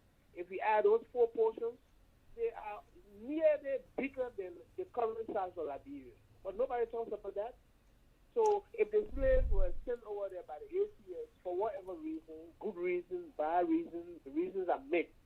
If at all just a small portion of that country is named by as a result of that legacy, what is wrong with that? Like I was arguing recently, Monrovia is only 75 square miles. Liberia is 43,000 square miles. That means Monrovia is just about 1 cent of $100 if Liberia was compared in the context of money or monetary value. So then, if you feel so offended that your capital city is named Monrovia, well, build a new capital. Ellen Johnson said he proposed a name. She says Zekepa, that will be built using portions of land from Nema, Bong, and Grand Baza, so that you have the capital city called Zekepa and leave Monrovia alone. Monrovia is the legacy of free slaves. Leave their town or building. We have already burned it. We destroy it. What are the grievances about? Why can't we do something better? Let me stop there, Remy. Okay. I want to say thanks for the time, and if I feel like I'm a comeback, but Mr. Lassa, thank you so much. This is exactly why the platform exists. It's meant for there are no rights or wrongs. So it's meant for intellectual discussion, and anybody's idea is germane. And of course, the law of intellectualism is that when you say something, you expect someone to counter, and then eventually. So thanks for the call, Power and off. just hang in there, and then you can always call back if the need exists. Okay. Thank you. Let me speak to what this young man just said. See, that's the problem I have with Liberians. Some Liberians. You live in a nation like America. I'm sure this young man lives in America. You live in a nation like America, which was built on exclusion, which was based on racism and white supremacy, that is now over time getting better because they are including people that were once excluded. We're talking about a nation that was Liberia, which was also built on exclusion, but in this case, built on blacks excluding other blacks. And this man is saying it's grievance politics. Who's grieving here? Who has a grievance here? I don't have any grievances. I'm speaking the truth as I see it. And the way I see it is this, that Liberia was built on exclusion and it's now time to include. And he talks about America writing Japan's constitution. America only wrote Japan's constitution when they fought a war. And America won the war. And at the end of the war now, when they were making decisions on how Japan was going to go, they decided that Japan could no longer have an army like they used to have an army, and they created Japan's constitution so that Japan could be a neutral country. That's different from a group of blacks coming from America, being manumitted, sent to Liberia, and then a man called Greenfield, I believe, Greenfield or Greenleaf, sitting out at Harvard and writing a constitution verbatim after the U.S. Constitution. We said that none of our so-called leaders or founders decided to create anything of their own. The only thing that they created of their own was the preamble to that constitution. In the preamble to that constitution, it's sad how we were men in America. We weren't allowed to be free. We weren't given any right. Weren't this, weren't that, weren't. They listed a whole bunch of grievances, Mr. Grievance. They listed a whole bunch of grievances. Only to turn around and the very grievances that you listed, then you turn around and do it against your own brother. You thinking that you're going to get the majority as how the Americans did the Indians here when they live on plantations? It's not possible. It's not possible. And you created a system where the mulattoes excluded the dark skinned blacks from Central Monrovia. That's why you have the upriver people. Yeah. So I'm grieving now. There's a grievance to say the truth of what our country was built on. There's a grievance. Let's just the truth of how our country was built, and let's try to make it better. Our motto: you said the Pledge of Allegiance of Liberia Pledge of Allegiance, verbatim U.S. Pledge of Allegiance, except for a few words. What is that? What is that? We couldn't sit down as a people and create our own flag. We could create our own flag is copied. It's a replica of the American flag to the point where the people that laugh at us and don't even know they laugh at us. Say that we had a Lone Star State in Liberia. Our flag was like the flag of Texas. Come on, man. Let's be serious. Let's change that flag and make it representative of Liberia. But what I suggest is that flag should have the colors of black because we're black people.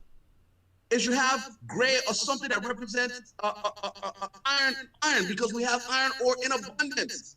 It should have green in it because we were known as the Green Coast because of the Malaguepa peppers that the Europeans saw along that coast. Let's do something that's representative of us.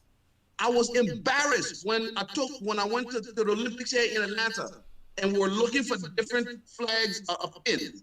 And I went to look at my pin for Liberia and it looks just like America's pin. All the African flag pins look different. They look African. They have Pan-African colors. Only my own look like all the European flags. We're not Europeans. We're black people. Let's act like it. It's not grievance. It's the truth.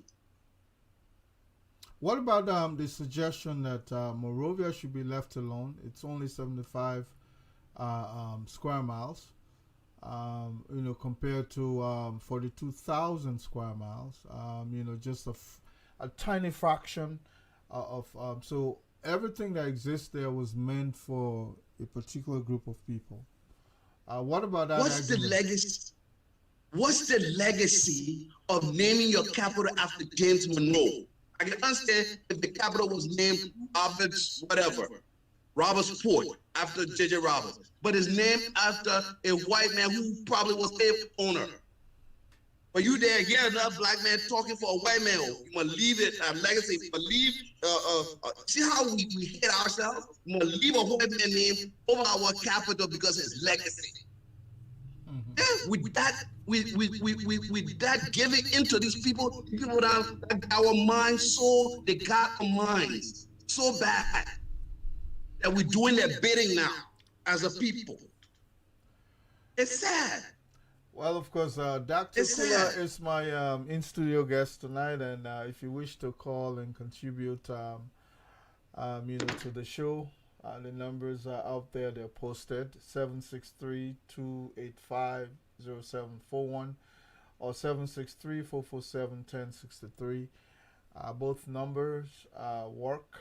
So if you want to contribute to the show, please call. These kind of conversation other Africans have had and they continue to have. and the research that some of us have endeavored into with do show some improvement. Once people came together and they begin to have a uniformity of mind, a unified symbol, a unified this, unified that, they begin to consider themselves as one people. But one can argue right now that we're different people trying to bring a republic under us as one. It's almost impossible. The house that is divided will never hold. It not stand. Yeah. So that argument others have seen. That as long as we continue to live like this, we're now 173 years, and we're still looking like we're back to square one, in my opinion. Telling you.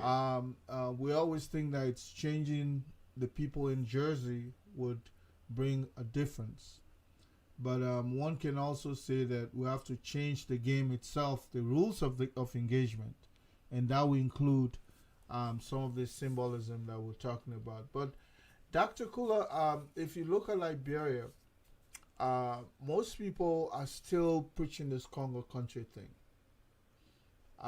Some of us who are more research oriented, I don't see any reason or even language with that sort of argument. I think our problem is not Congo country. Our problem is just that we're still not a unified country. We're not one. Unknown caller. Okay. True. So as a result, And that Congo country thing comes again from what I believe the white supremacy mindset of divide and conquer. If I can tell you that you're a certain way because you this, or you like better than the other man because of this, or you asking person you better than the other man because he made it, I can control you. You can do my bidding.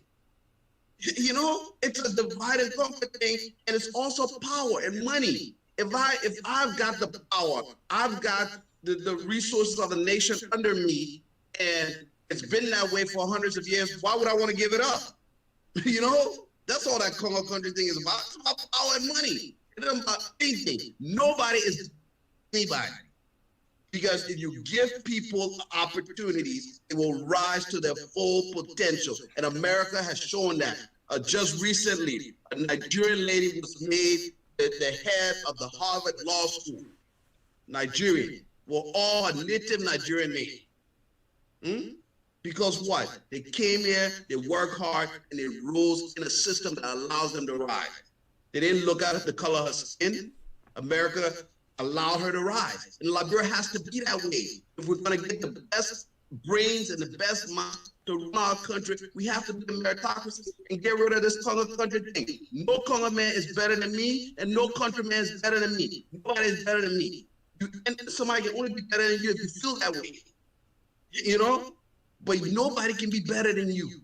Because if they give you the same resources, give you the same kind of education, if you're supposed to rise, you will rise. If your IQ is high, you will rise. And that's how a lot of the so-called native boys rose in Liberia. The missionaries gave them opportunities because the nation was excluding them, because they knew that if you include them, these guys will come and take over. The majority. It's protectionism. The same thing here in America. They excluded the black people because they knew that if a lot of the black people start getting voting rights, they'll start voting in their people. And sooner or later, the blacks will get a lot of rights, and blacks will start getting jobs that only white boys are getting. They'll have to compete.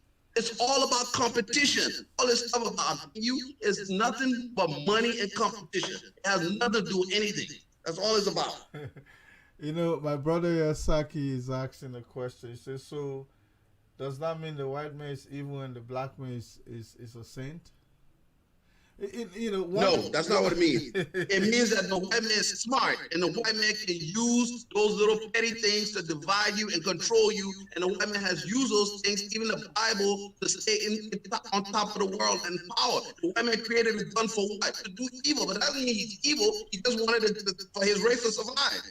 They got good white people and they got bad white people. They got good black people and they got bad black people. Every race, every society, every tribe has their good and their bad. Well, a lot and of man folks, has the potential for bad.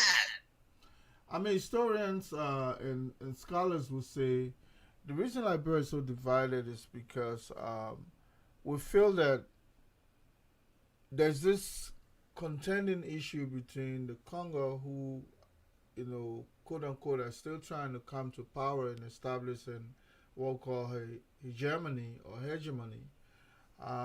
and there are those who have used that that idea to exploit the mind of the average countryman, that if you sit there and allow these people to come back, they're going to enslave you. So as a result, they've hung on that for 40 plus years and have been able to propagate their way of life. What exists today, clearly, people are complaining that all the powers shifting towards the eastern Liberian shores, where we have the southeastern Liberian people from Crew Coast and those other areas trying to hold on to power, because if they let go, the Congo people come back and grab this thing, and so as a result, when they hear names that are reminiscent of, what existed to pre 1980, people have every reason to support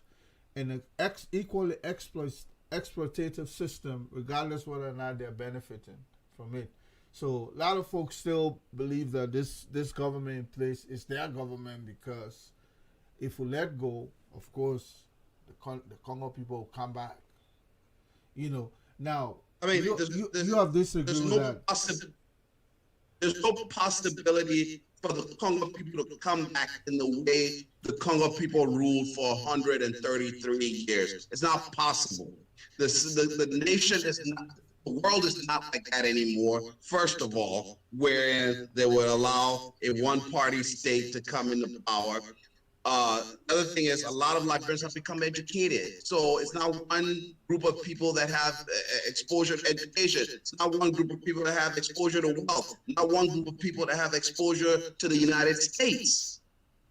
So for the Congo man to come back in the way they were, with the hegemony and the kleptocracy, and the one-party state, it's not possible.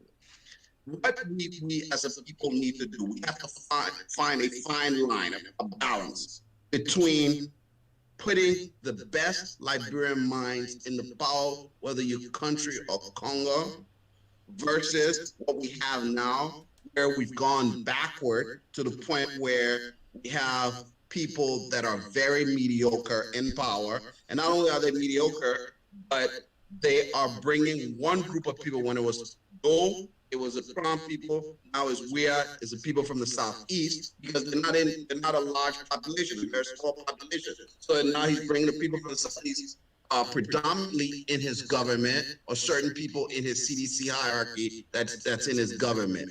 Why can't we find a balance to say, let's go back to the days when we had well-educated, well-qualified Liberians in power, but now let's do it where every tribe is represented, every group is represented, and we're not picking one over the other, and we're not balancing the government in one way where one group dominates to the disadvantage of the other. Why can't we just all enjoy a little piece of land called Liberia? Why has to be us versus them? Congo versus country, CDC versus everybody else.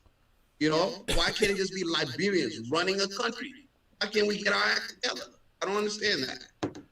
Well, we're looking at this government to have, been the pace setter to bring Liberia to, to the front line of African development. But over and over, we've seen increasingly that we are not even close to even starting that journey. But let's switch the gavel here for a little bit. Many have said that even if you won this government at the polls, they're going to entrench themselves to the extent where they will not leave power unless blood is shed.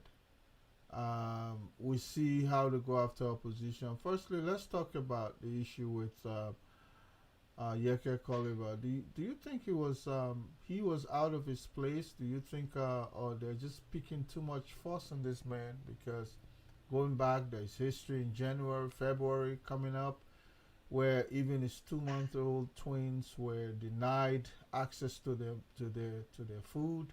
Wife was stopped at the airport, and then they went to his house, shot some rounds there. Then they went there another time, and now this. Do you think both parties, meaning Yeke and the government, wronging each other, or what's going on? What do you think? I can only look at this from a psychosocial perspective, from a behavioral science perspective, right? Mm-hmm. Liberians, I like to say Liberian men, most Liberian men never graduate from the stage of adolescence. They're a bunch of young boys running a country and acting like it. They're being very childish.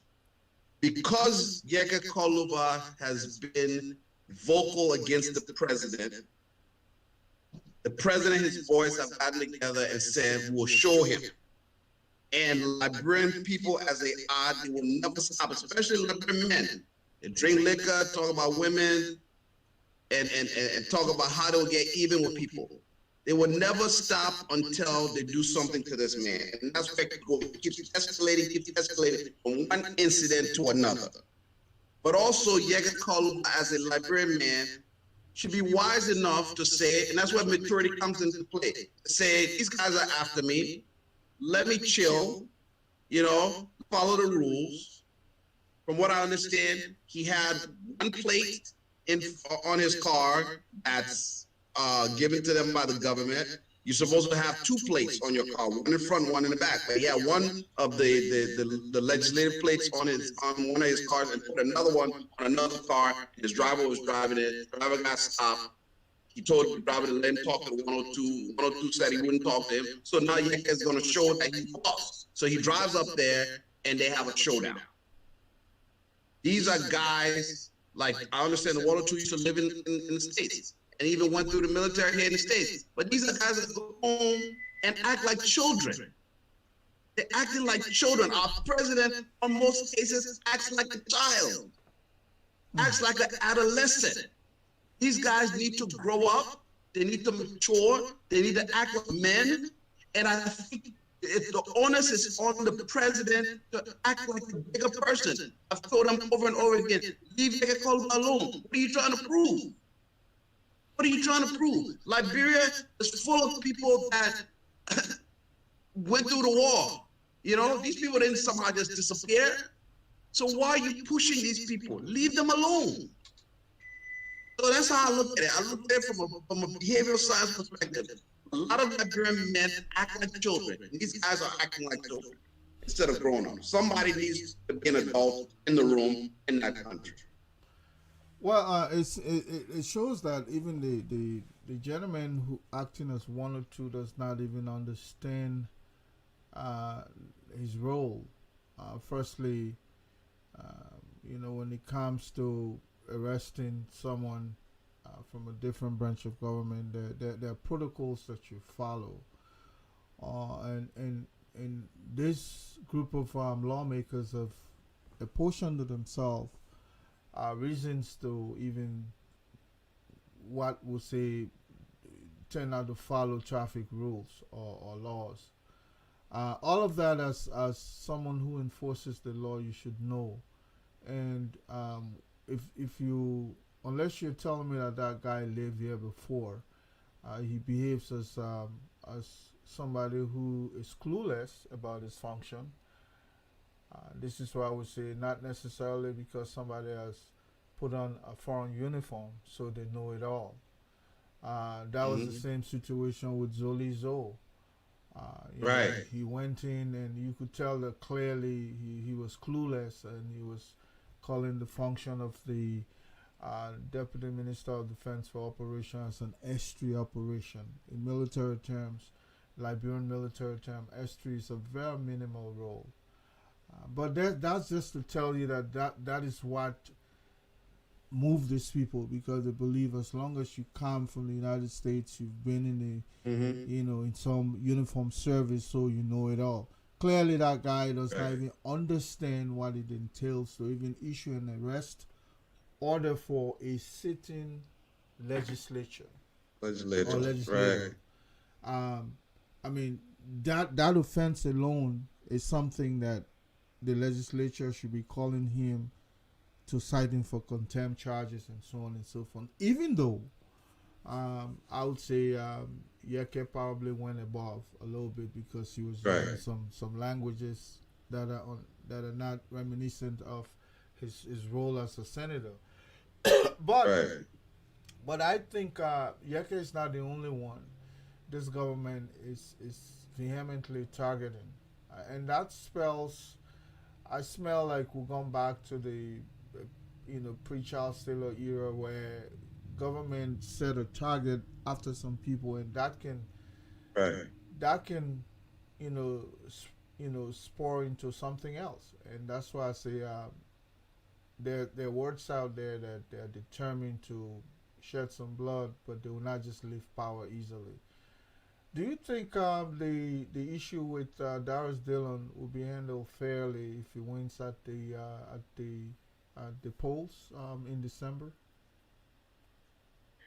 Well, I don't know. These guys are desperate, and everything that they've been doing so far tells us that they are not mature and they don't believe in following the law, because even the code of conduct laws they've pretty much scrapped. They don't follow it. They do whatever they feel like doing.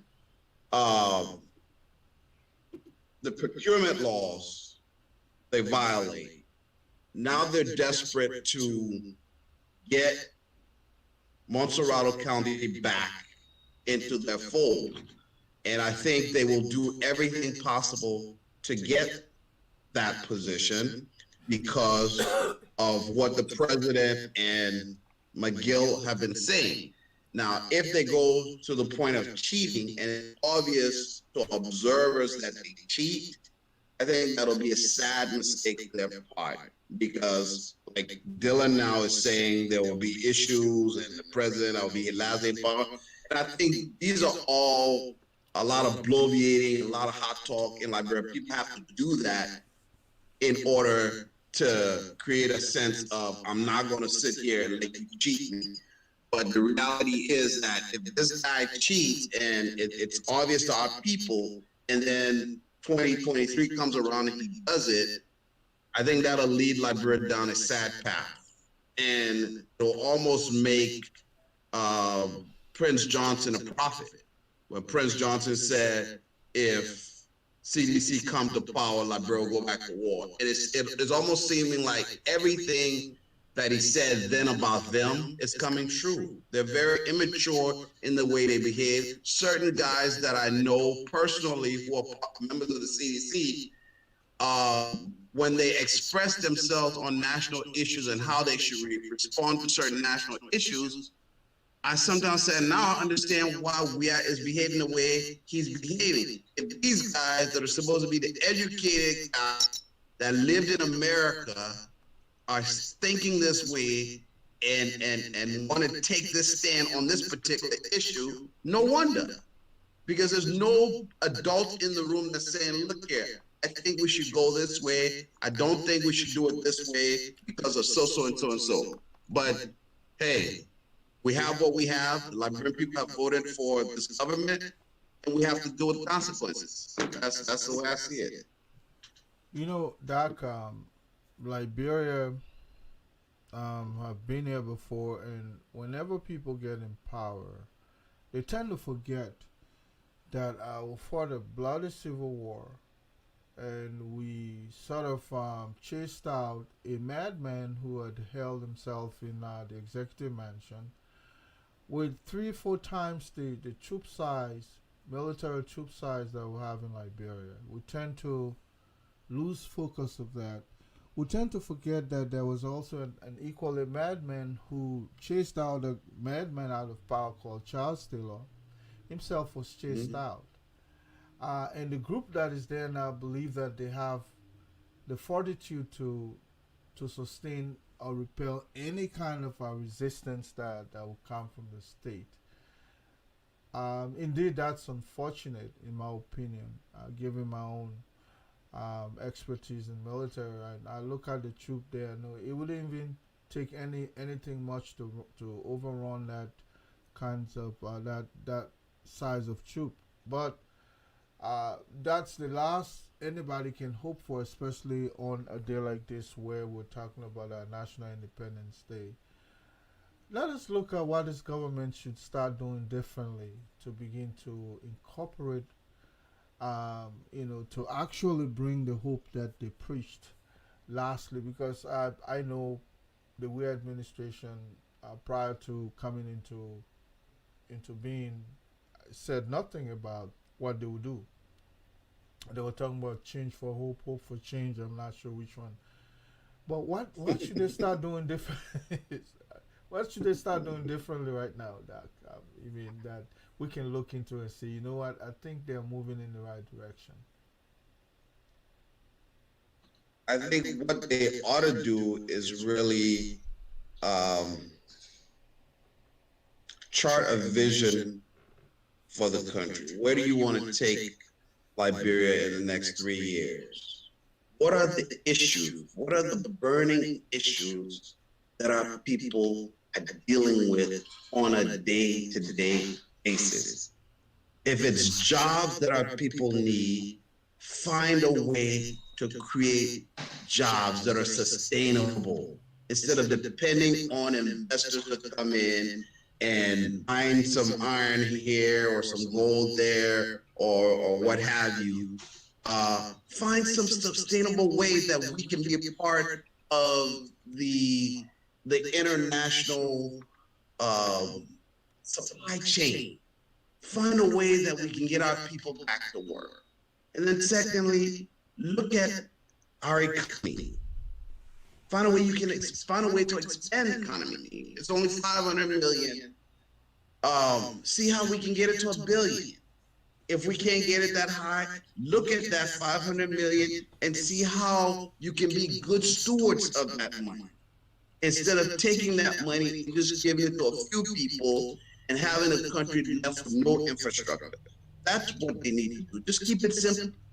Just do those basic things and you'll be fine. All that other stuff about chasing this person here, going after people who oppose you or criticize you, that's a waste of energy. That's a waste of time. It should be a focus on bettering our economy, putting our people to work, giving our people decent health care. How in the world in 2020 our people don't even have health care equivalent to what people in America enjoyed 100 years ago? I mean, it's sad. We have to do better than that. We really have to. I mean, let us let us look at the issue about this $25 million that was given out there. To I mean that question remains unanswered. We definitely know that it will only take a a successive government. In other words, a successor could come and bring the issue about this money that was actually pocketed by this group of people. Um, do you think that issue has been laid to rest? No, they want it to be laid to rest. These guys really believe that by pushing lies and propaganda and not dealing with issues somehow because they believe Liberian people will make buzz 1 week and will forget about it. They really believe Liberian people have forgotten about it.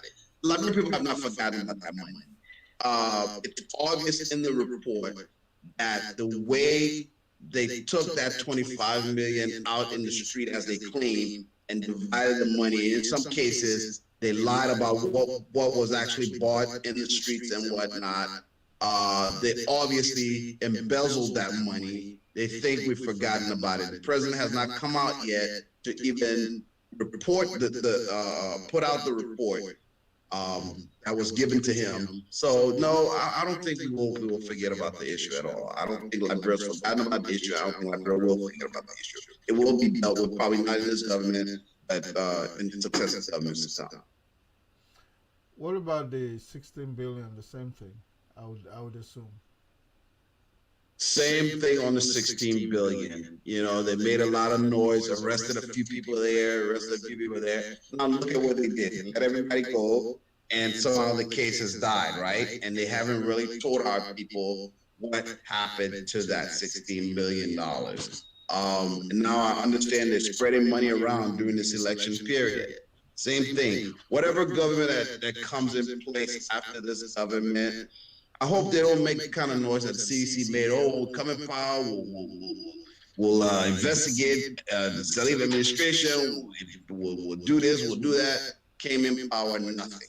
The next government that comes in power, be really serious about cleaning things up. First thing is to have a forensic audit. of this government and see to it that if monies were embezzled, that people account for it.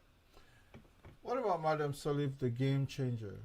Many people believe that Weah would not have been possible to do, even though there were threats by his people that one way or the other, if they don't make him president, they were going to, burn down the country, and so on and so forth. Do you think this game changer is still in that ball court called Weah? Or you think Madam Salif has reached her Waterloo herself, so she's looking somewhere else for rescue? Madam Salif seems to be the Maradona of Liberian politics. So who knows what she's up to right now? One little woman seems to be able to control all those men in that country and play them any way she wants to. So I couldn't tell you what she's up to right now. As far as she's concerned, she's dealing on the international stage right now. She's untouchable. I don't think these guys can really mess with her. So you think she's still in our court? You think her support is still behind Mr. Weah because of protectionism, as we were saying? We know they came after her son, who, should not even be off the chain right now, but it's off the chain, and people would make the case that it was because of her. And some others are saying that once you did that to her, you scourge her image in the international circle, so she'll get even with you. Consistent with that, she's going to get even with the Weah administration.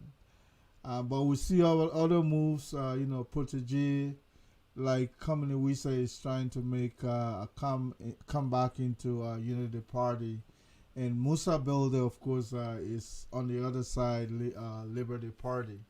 And these are all Madam Salif, one would say, working, behind the curtain. But do you think she will still put her support behind George Weah? If so, why so? If not, why not? I don't think she's going to support George in the way we saw her support him in the past elections.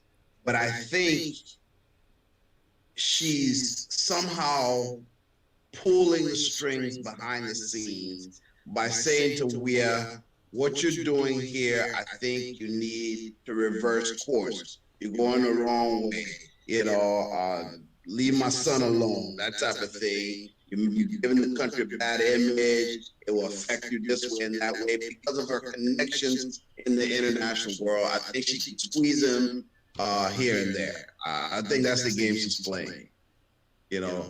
I can connect you with so-and-so people. I can have people do this for you or do this for the government, or you have to do this in return. I think that's the game she's playing. I think she has a lot of cards that she's playing with these guys. Support, I don't think she's going to support him in the way she supported him in the first. What's your opinion of the CPP?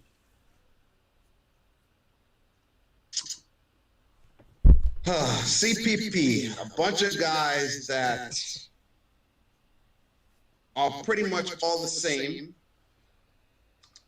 but all of them want power. And to me, the way they're going about it is confusing in the sense that it seems like Cummings has positioned himself as he wants to be president and nothing else.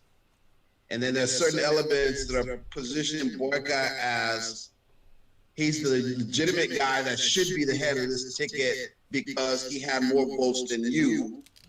So I see this coming down to a point where if Boyka heads the ticket and Cummings refuses to go second, what's going to happen? Is he going to go out and create his own thing like he did when it came down to Weah and Boyka? He didn't give his support to anybody.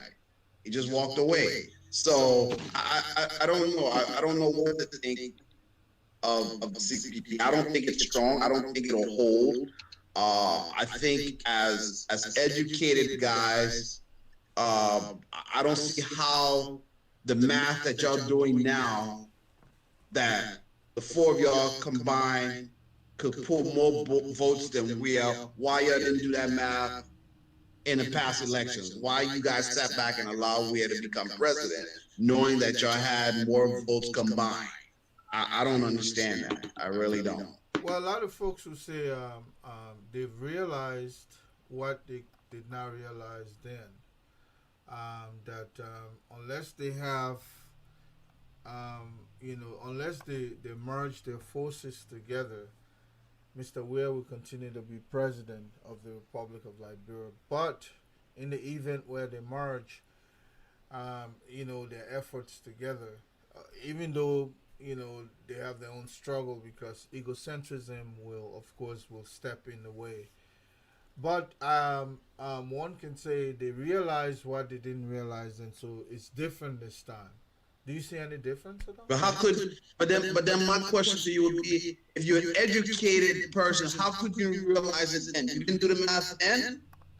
How could you allow a guy who you say you're more educated than, you got all the answers to the country, but you let this guy beat you at your own game? Then what kind of education you got? You already have people that crunch the numbers. You already have people to do the research. But Dr. How you let this guy beat y'all at your own game? I don't understand. You can't tell me they didn't know that doing the math, the percentage of people that voted for the CDC alone were a certain percent, and when CDC combined with MPP, they got a certain percent, but yet there was a still large chunk, about maybe 60-some% of the population. If all four of these educated guys came together, and they could win. How can they say they didn't know that? But it was just ego talking. But people say Madame Salif alone represents 1 million people. So if she throws her weight behind you, eventually, that's it. This is why she's in the middle. People trying to grab her from all angles. So others are saying that the mistake others made was actually not to give her what she requested, which was sanctuary or protection. Maybe others are willing now to give her that sanctuary and that protection that they could not let go in the first place. So I'm not buying that. I'm not buying that. I'm not buying that at all. I'm not buying that. And the reason I'm not buying that is you can't tell me that if you put your four forces together, you win a certain percent, maybe 60-some% of the vote against this guy. But you're only realizing it now. You didn't realize it back then, that you had that chunk of the population. No, it was ego talking back then, because all of these guys came together along with Weah at one point in time to form a concerted force against the UP. And then when things happened that the UP went against Weah in the second round, these same people that should have been with the UP at this point decided they didn't want to be with the UP for whatever reason. The UP had been in power, and they didn't want the UP to be in power again under this old man. Maybe it was good. Maybe some people were afraid that what happened in 1970s would happen if these guys didn't get power. Maybe that was a fear. Who knows? But all I know is you can't tell me these guys didn't know that they combined had more votes than we are, and MPP or we are alone. I don't buy that. Well, what about the assertion that the people in the CPP they're not just the favorite in the eyes of most Liberians. If you look at Ambassador Buckeye, he was second in command for 12 years, and he should have positioned himself, if actually was the favorite, different from Adam Sirleaf.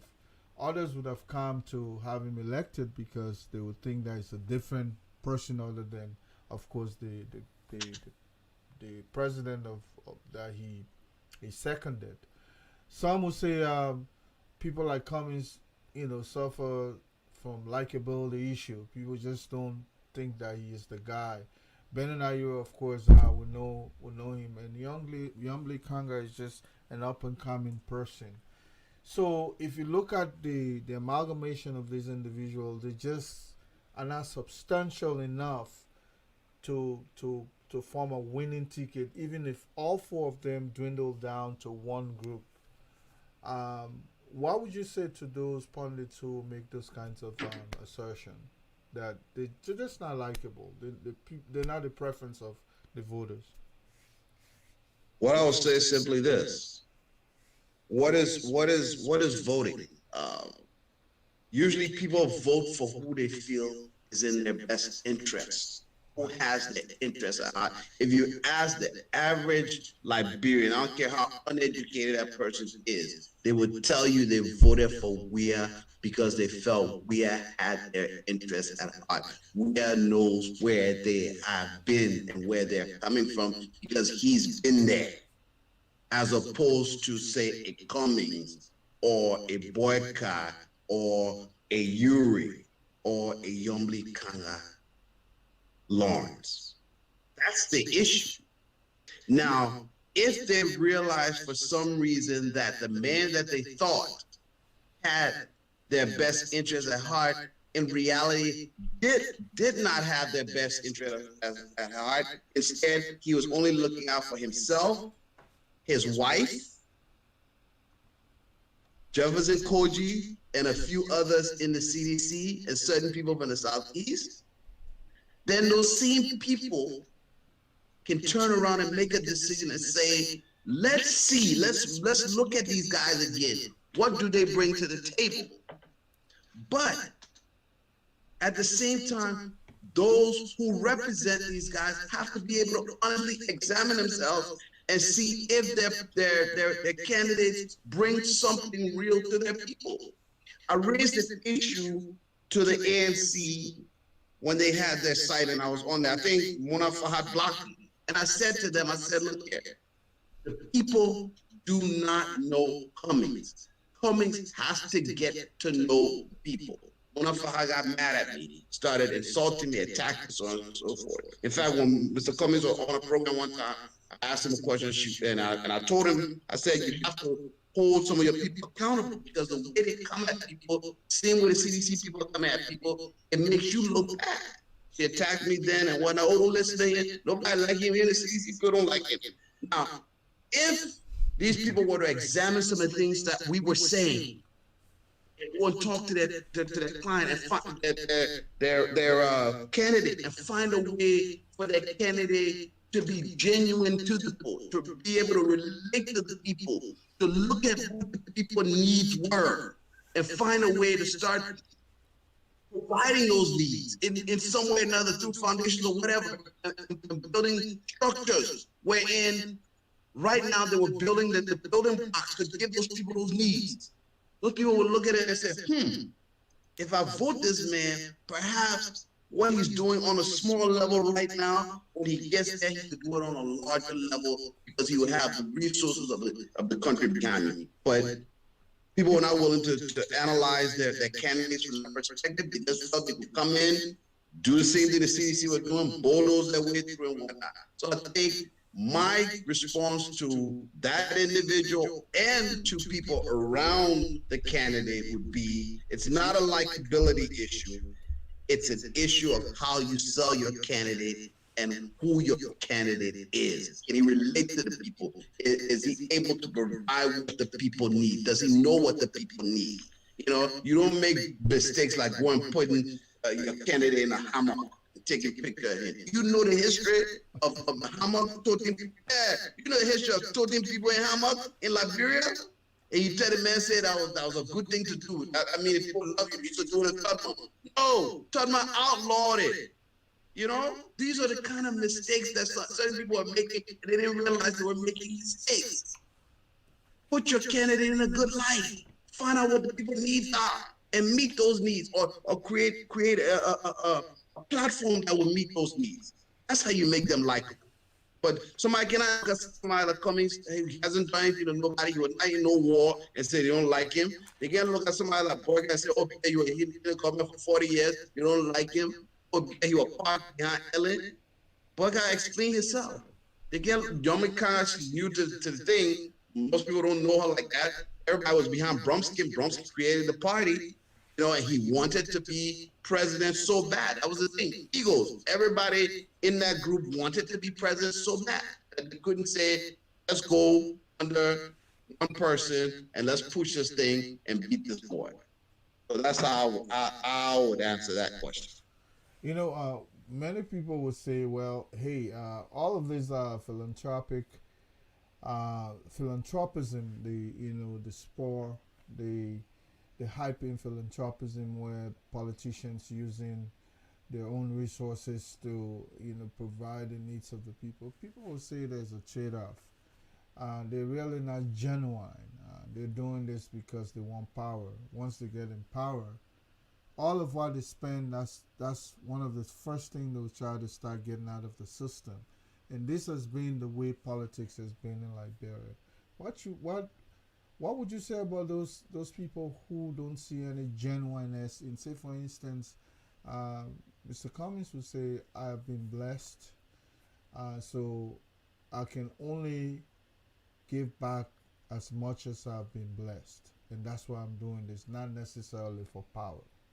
What would you say to those kinds of folks who people will say, nah, he's just pretending, he wants power, that's why he's doing this? Do you think there's some genuineness in some of those actions? Here's where the problem is with Mr. Cummings. Mr. Cummings worked for Coca-Cola for a number of years. And he never built a foundation in Liberia until 2015, 2 years before the election. So in a case like that, people will be suspicious and say, but the man been working with Coca-Cola, he was working with Coca-Cola, Africa division, all over South Africa, everywhere. He never did anything in Liberia until 2 years before the election. Maybe all he's doing is for his power, right?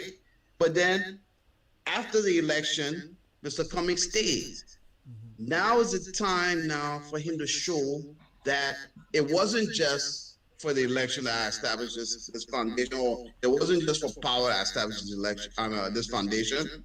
And then what he could do is make this foundation relevant to the needs of the people. What are some of the real problems in Liberia right now?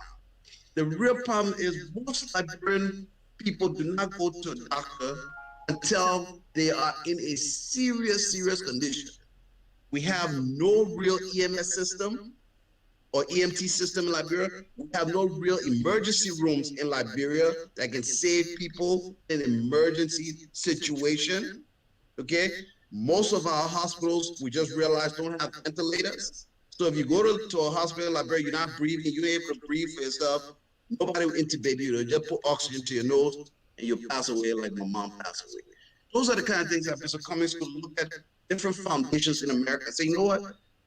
There's a lack of ventilators in ERs in Liberia. Perhaps I'll establish a foundation that all they do is supply Liberian emergency rooms with ventilators and get them up to par. Or there's no EMS system or EMT system in Liberia. I'll establish an EMT system through whether it's the Red Cross or what have you. Things that the Liberian people truly need that will benefit in it, and they can say, oh, I was dying, but if it wasn't for Cummings Foundation, I wouldn't be alive today. Mama Diakate would still be alive. The guy that died from the radio station was those kinds of things people remember it. But you get it right here and there when elections come in, or you build a foundation 2 years before election, the foundation really doesn't really meet their needs, it only meets certain needs. I don't know. I don't know. Sometimes you got to be strategic. I hate to make this about one candidate in the race because I'm truly trying to stay in the middle of everything here. I don't want to project myself as a pro for any individual because I think I have the kind of responsibility to be able to present the issue as it is. But a lot of folks would say some of these have been done by Mr. Cummings or others. Say, for instance, there was a time back in Ebola era when Liberia was in dire need, the hospitals were depleted, and we understand almost Mr. Cummings brought in equipment for some of these hospitals, including drugs, that will amount to some almost $600,000. He has done quite a bit. He has provided generator here. He has done this. He has done that. Even though the timing may seem, may seem inappropriate, or people will say, well, as you said it, he's doing this because he wants power. But I will look at this issue one step beyond that. The people will vote you if they like you, whether or not you do for them. George Weah is a typical example. I don't believe it. People made up story that he went to camps, refugee camps, and he actually provided when people needed him.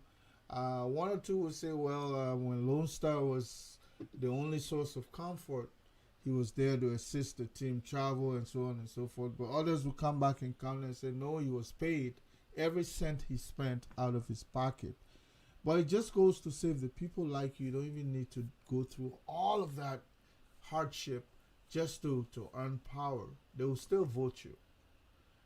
Do you still think this is a likability issue for some of these candidates? Again, how do you get people to like you? What those guys did was they built a mystique around Weah. Whether he went to camps and gave money or not, whether he supported a Lone Star or not, there was this mystique created around him by his people, right? So you have to find a way to get the people in that particular society like you. What endears someone to your heart in America? The politicians know, so they tap into that. So you, as a politician in Liberia, you have to find out what endears people to a politician or person, just in general, or a leader or someone living in the community to people in that nation. You have to find out what that is.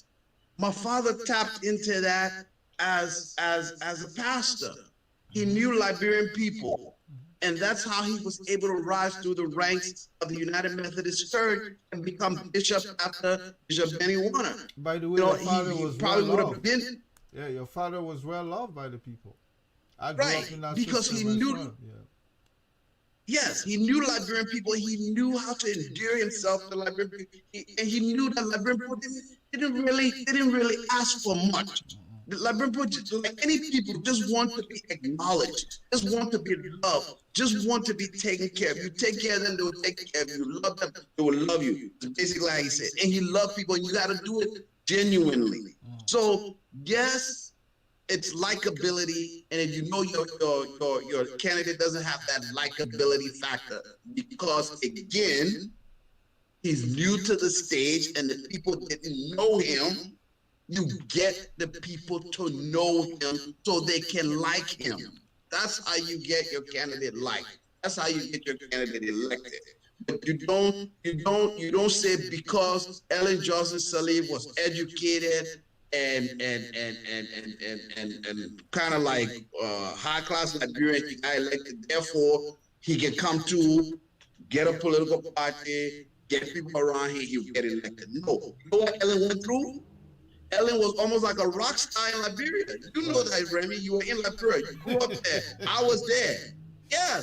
You remember when Ellen came out of jail and had her hair up, that picture that's in the Daily Observer? That's when Liberian people started endearing themselves to Ellen. Ellen has gone through. She paid her dues. Liberia is a country that you gotta pay your dues one way or another. And you'll be liked by the people, you'll be cheered on for whatever reason. It can be as simple as going to jail because some leader was after you and you the people, or you took care of them during hard times, or they feel like you took care of them during hard times. It can be one or two of them. They carry your name around, they keep carrying that story around, and it creates this mystique around you. That's Liberian people for you. So your candidate has to find that. So He has to tap into that. I'm not sure he's my candidate. Even though I say Oh well, I'm talking to the people who support the candidates. Any candidate, Cummings or Weah or whoever, you have to tap into that. Yes. You know, Dr. Kulah, actually, I thought I was going to say we have a few more minutes, but it seems as though it's like we've gone 2 hours, and normally I like to do the show a long about time. two and a half hours. With 2 hours, 29 minutes into this, but maybe we can give you another 4 or 5 minutes of reflection. Um, I see that at 120 73, it's like we're back to square one. Please help me to outline some of the leaps we've made as a nation. That we The can leaps? no, the leaps. I mean the spring forward, the steps Right. we've made forward as a nation that we can be proud of, regardless of what we have. We can look at it and say, well, at least I got this. Help me name some of those. What I could name that we can be proud of is that initially, when the state of Liberia was established and all of the African nations were still under colonialism, we were seen as a beacon of hope. And a lot of African leaders came through Liberia on their way to liberating their people. I believe they said Nnamdi Azikiwe came to Liberia, and it was Liberian scholarship that got him to, I think it's Lincoln University or one of those schools in America. And he went back home, and I think he never forgot that. So Liberia has always been somewhere that the Nigerians look up to, and they hold us in high esteem from the days when Tubman and other leaders, established the OAU and all of that. So we're known for that. We used to be known for diplomacy in the world. From what I understand, Liberia had one of the best diplomatic institutions that trained people. The University of Liberia was great. Other Africans used to come to the University of Liberia. At a certain point in time, JFK, when you say built JFK, and they had Meharry University, doctors from Meharry University run JFK for a while, and you say was supporting JFK. JFK was one of the top hospitals in West Africa, a gift to Liberia from the people of America through our president, President Tubman. So in that regard, yes, Liberia was a beacon of hope at that point in time. And quite recently, I would say, despite our downfall, the wars and all of that, we still have something to be proud of. George Weah, even though he's not a good politician, he's not a good leader as far as I'm concerned, he doesn't have what we need at this time for Liberia. But George Weah won accolades in Europe after playing on dusty fields in Liberia, And we can be proud as a nation that we have what? Not one, but 2 Nobel laureates. How many African countries can say they have 2 Nobel laureates? How many countries can say they have 2 Nobel laureates? Not only that, a young Liberian is at Yale right now. Keita won the Children's World Prize, and now he's at Yale studying. So we have some things to be proud of. Whenever we look at our shortcomings and our lapses, we can look at some of those things and say, yes, these are things to be proud of, but yet we still have a lot to do. We have a lot more to do in order to get our country from that mindset of steal when you get to power, bring your boys in, make them rich, exclude everybody else, to where we can create a society where we look for the best and the brightest amongst us to lead our country, to lead our institutions, and to make our country better, to provide infrastructure for our people, to provide jobs, to provide a better standard of living. Our people cannot continue to struggle, from one generation to another. That's not fair. A lot of times people say our inability to let go of the past. Say, for instance, if you're in a bad relationship and you still think about that relationship, chances are you have not. We talk about the issue of easing ourselves of mental slavery. Do you think we count too much on our past as the glorious days, and so therefore that's it? There's no need to look forward. You think we're holding too much to our past because others came to us for we were a beacon of hope, we were this, we were that, we were some of the who provided sanctuary for most people. So for us, those were the better days. Um, you think that is affecting us, psychic as a people mentally? I think what's affecting us as a people is the selfishness. If it's not me, it shouldn't be anybody else. So, for example, those that ran the country during the good old days, that were empowered during Dole administration, during Tubman administration, during Taub administration, during Charles Taylor administration, during Ellen administration. Once they get what they wanted to get out of the country, they leave and they're like, to hell with the country, that whatever becomes of it, let it become of it. That's our problem. But instead, if we were really patriotic and really loved that country and said, this country gave me so much. It gave me an education. It gave me a job. I made so much money from this country. Let me go back and give. Let me go back and help. It would be good. I mean, look today. All of the guys that were in Ellen administration, all of them here in the States. I've ran into some of them at the parks and whatnot. They're not even looking back. They're not even looking back to say they're going to give anything back to Liberia. They don't care. They don't care. We only take from that country. We give nothing back. Our institutions could be great. We have great journalists. They have a girl here, Helen Cooper. She's one of the top journalists working for the New York Times. I don't see Helen going back to Liberia to help build institutions there or help train journalists or whatever. There are great politicians and others here in America. I don't see them going back to give back. There are great doctors and lawyers here. I don't see them going back. But sometimes it's also those that are there. They prevent our people from coming and giving back because they see them as a threat. So we gotta give. We gotta give a little. If we want people to give back, we gotta be willing to accept them, to accept their help and ask for their help. Instead of acting like everything is all good, it's just me and my boys now. We're gonna enjoy, and that's it. When you know the country looks a hot mess, we gotta do better than that.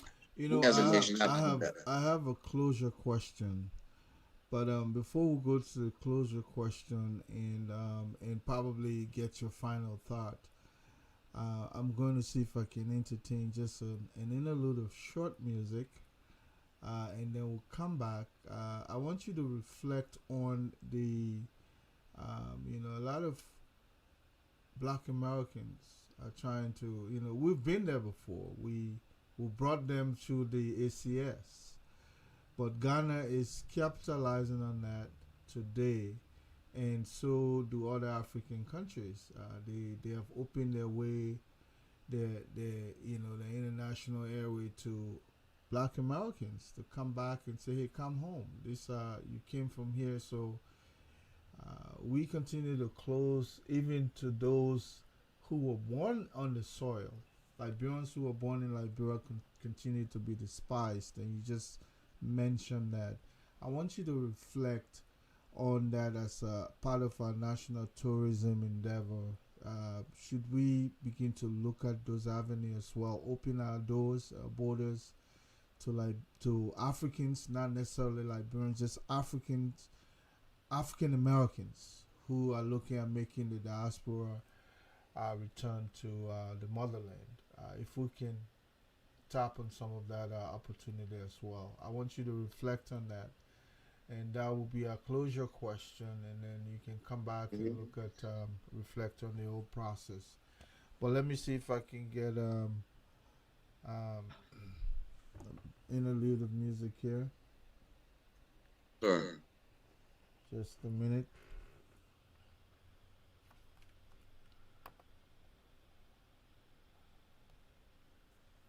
Alexa,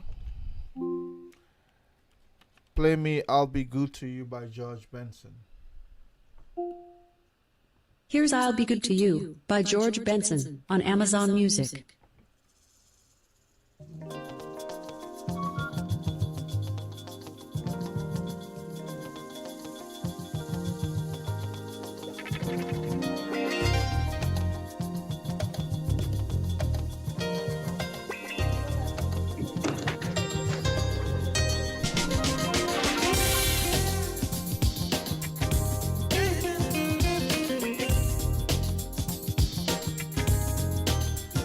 And of course, I see my man Michael Bobby Bull, man. He's coming in late. Magnus Cassell is there. Daniel Mayer.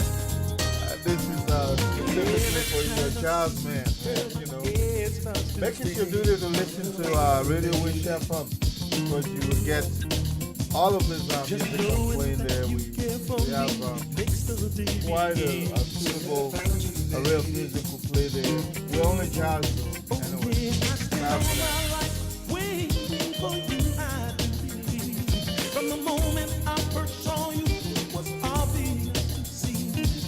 Everything I have, I give to you now that you're mine. The only thing I ever want to do is make you smile. Be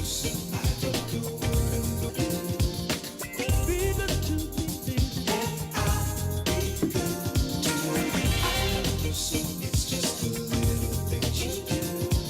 Be good to me, baby. Take my hand, darling, let me lead you to my heart. It beats for you and only you, and together we'll do. okay, Alexa, stop the music. Thank you so much. Hey, Doc, let's go back to that question I asked you prior to that interlude of music. Sure. The question you asked about tourism and getting the black diaspora to Liberia is something that it's a difficult question in that how do we position ourselves right now to Black America and say come home when they know of the rift between the American Liberians and the native Liberians, and everybody knows about the protracted 14-year war. How do we now rebrand ourselves and say we've overcome that issue? We're now one. We're a unified nation. Now we want to welcome you back home for return to Liberia, the nation that was established by freed American slaves from the United States. That is something that our intellectuals, people in tourism, people in PR have to sit down and think about in a concerted way and then position ourselves. Because Ghana did the work, and Ghana did the work years ago. Ghana didn't just come up with this thing 2-3 years ago. Ghana did this work way back when what's his name was in power? Rawlins. Yeah. Jerry Rawlins established a connection with Black Americans in the U.S. I remember there was one time Jerry Rawlins came here to the States when Liberia was going through war, and they had a dinner for him at the Westin Hotel, and that dinner was packed. Over 500 people, Black Americans, people from all walks of life. And I went to a gentleman's house here in Atlanta who's a multi-millionaire Black American businessman who's into communications and other things. He's doing business in Ghana. And I saw in pictures in his living room where he's taking pictures with Rollins and Mandela and people like that. So Rollins made those connections, but the way Rollins made those connections was through the connection with Lincoln University and Kwame Nkrumah. Kwame Nkrumah studied at Lincoln University at HBCU here in the States. So they had that connection. And then Rollins also invited his people, the Ghanaians in the diaspora, to come home and help build Ghana.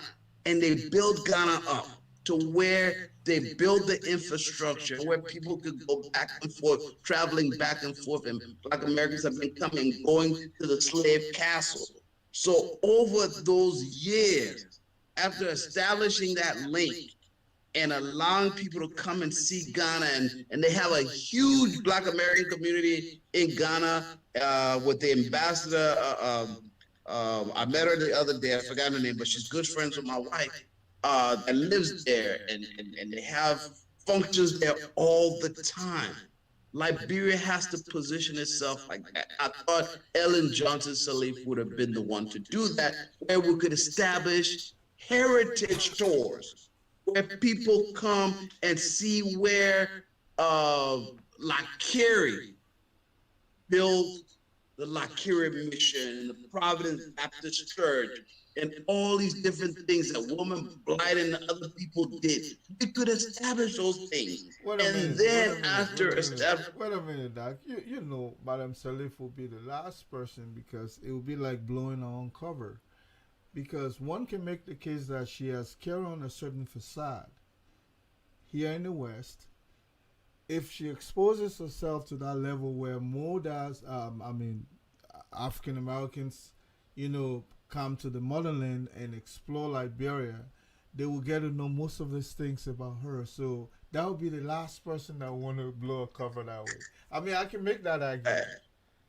Right, you can make that argument, but I mean, I'm saying that to say, if she had been the one to change Liberia for the better, she should have been the one to do that, right? She should have been the one to do that. Because she should have been, Rollins, of course, was a military guy, and then later on, he got elected and all that, but Rollins really changed his country. He really made it better. And Ellen should have made the country better to the point where we could have people doing heritage tours and whatnot, to the point where now we could be in the position to have a return to Liberia from the 1820s, when the first ex-slaves arrived, to 2020.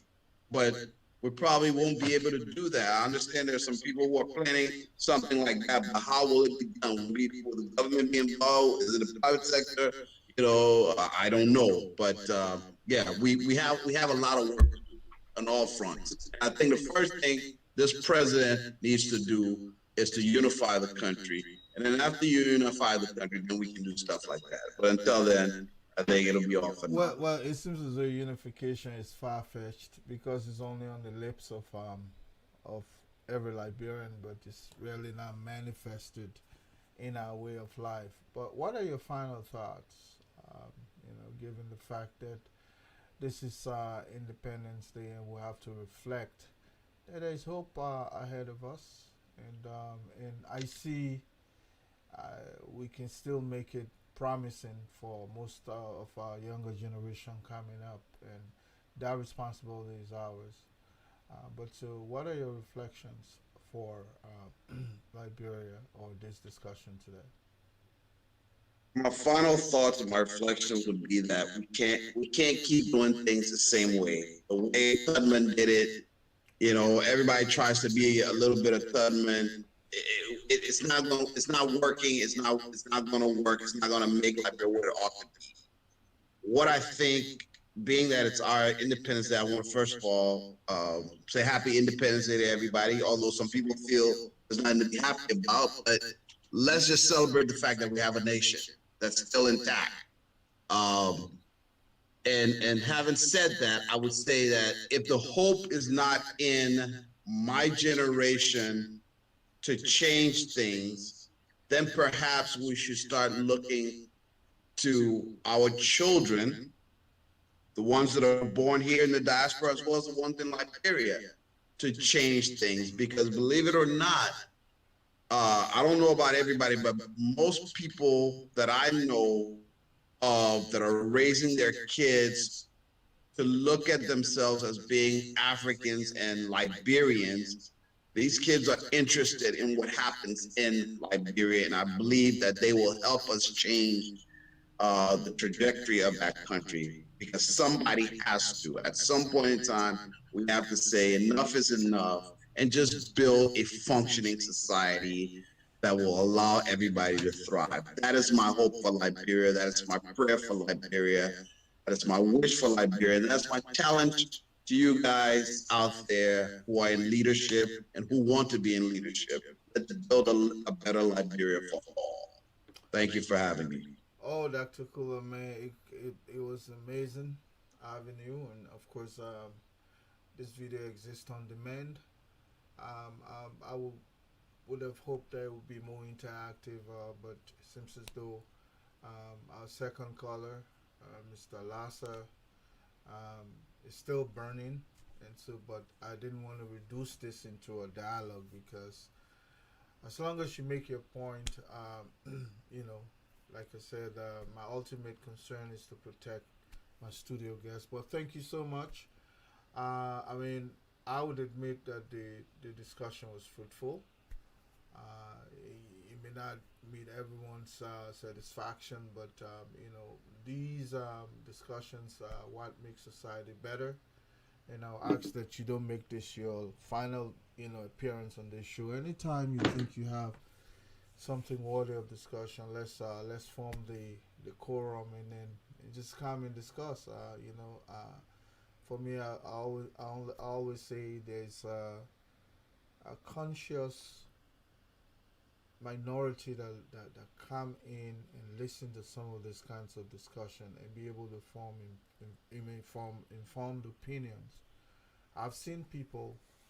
It's not all about the government this, the government that, but academics, we have a way of changing the trajectory of our discussion, and this is exactly what this discussion has done in Limelight. Thank you so much, and I look forward to hearing back from you.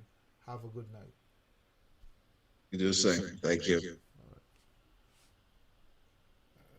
And let me see here. And of course, that was Dr. Kulah, Bartum Kulah. And I was saying that earlier that you may not like what he brought to the table, but just make sure that you consider him. Let me see if I can shut this off and end this other discussion here. Yeah, I was saying you may or may not like what he was saying, but you know, that is the importance of having a scholarly discussion. Majority of us, you know, we can have a discussion that will change Liberia. One discussion cannot change our country, and I think as a people, we will continue to have these conversations up to the point where we will eventually find a niche that will transform our country. I think we're talking people. We've said enough, and probably it's about time we begin to look now to doing enough.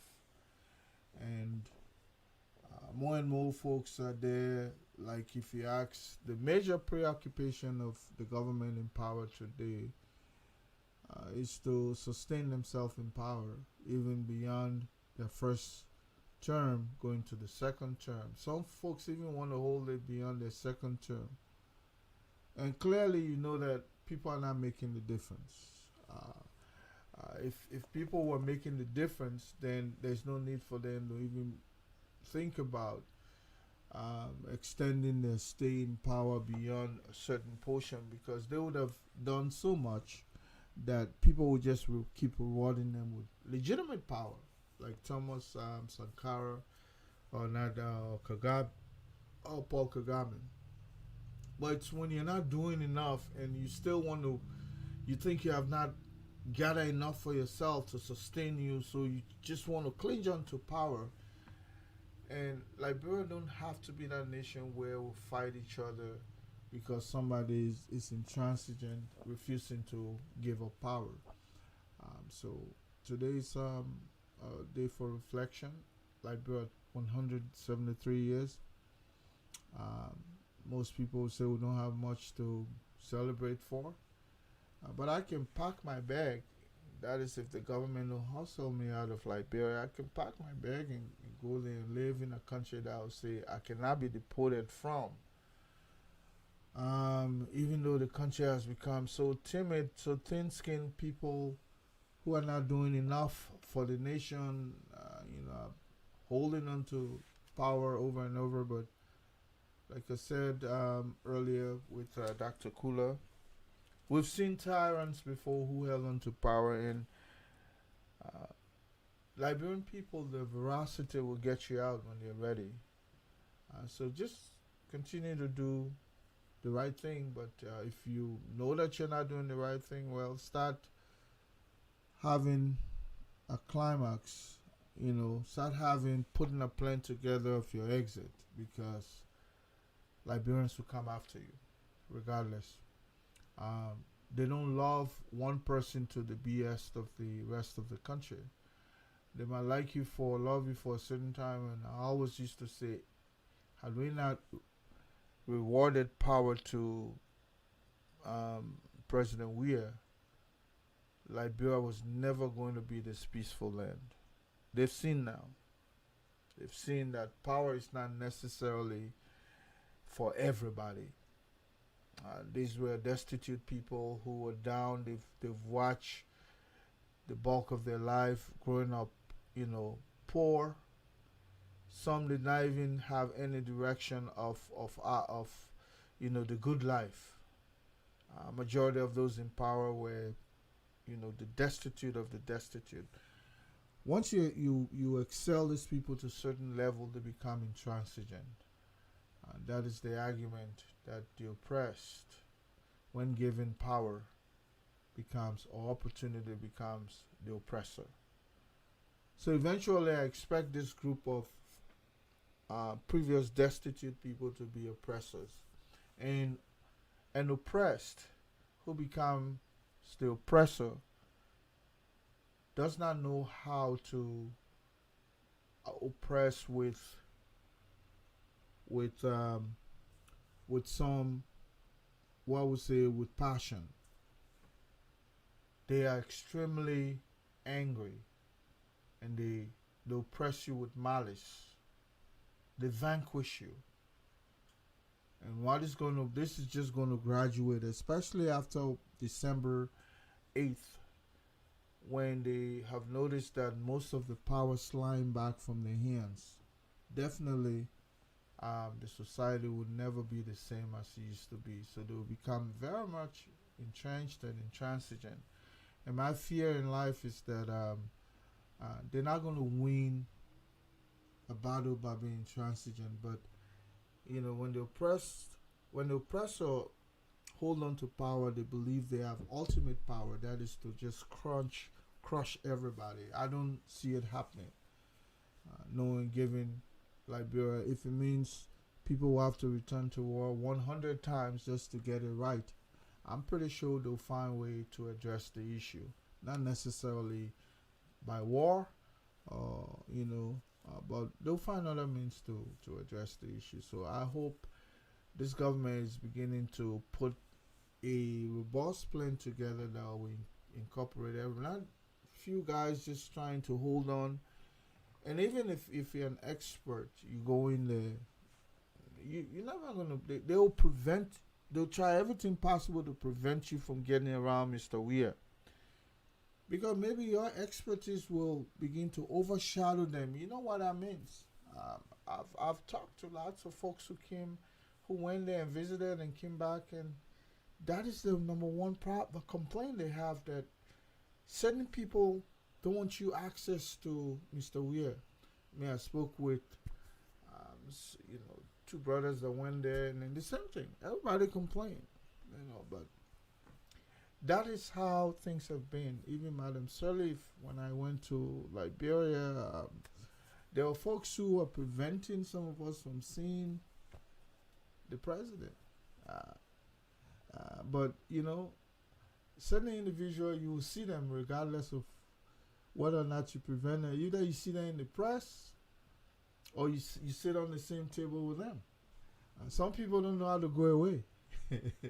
So if you want to prevent certain people, some people will just go there and then they deny them access to the president. They come back and sit. But some folks, they're effervescent.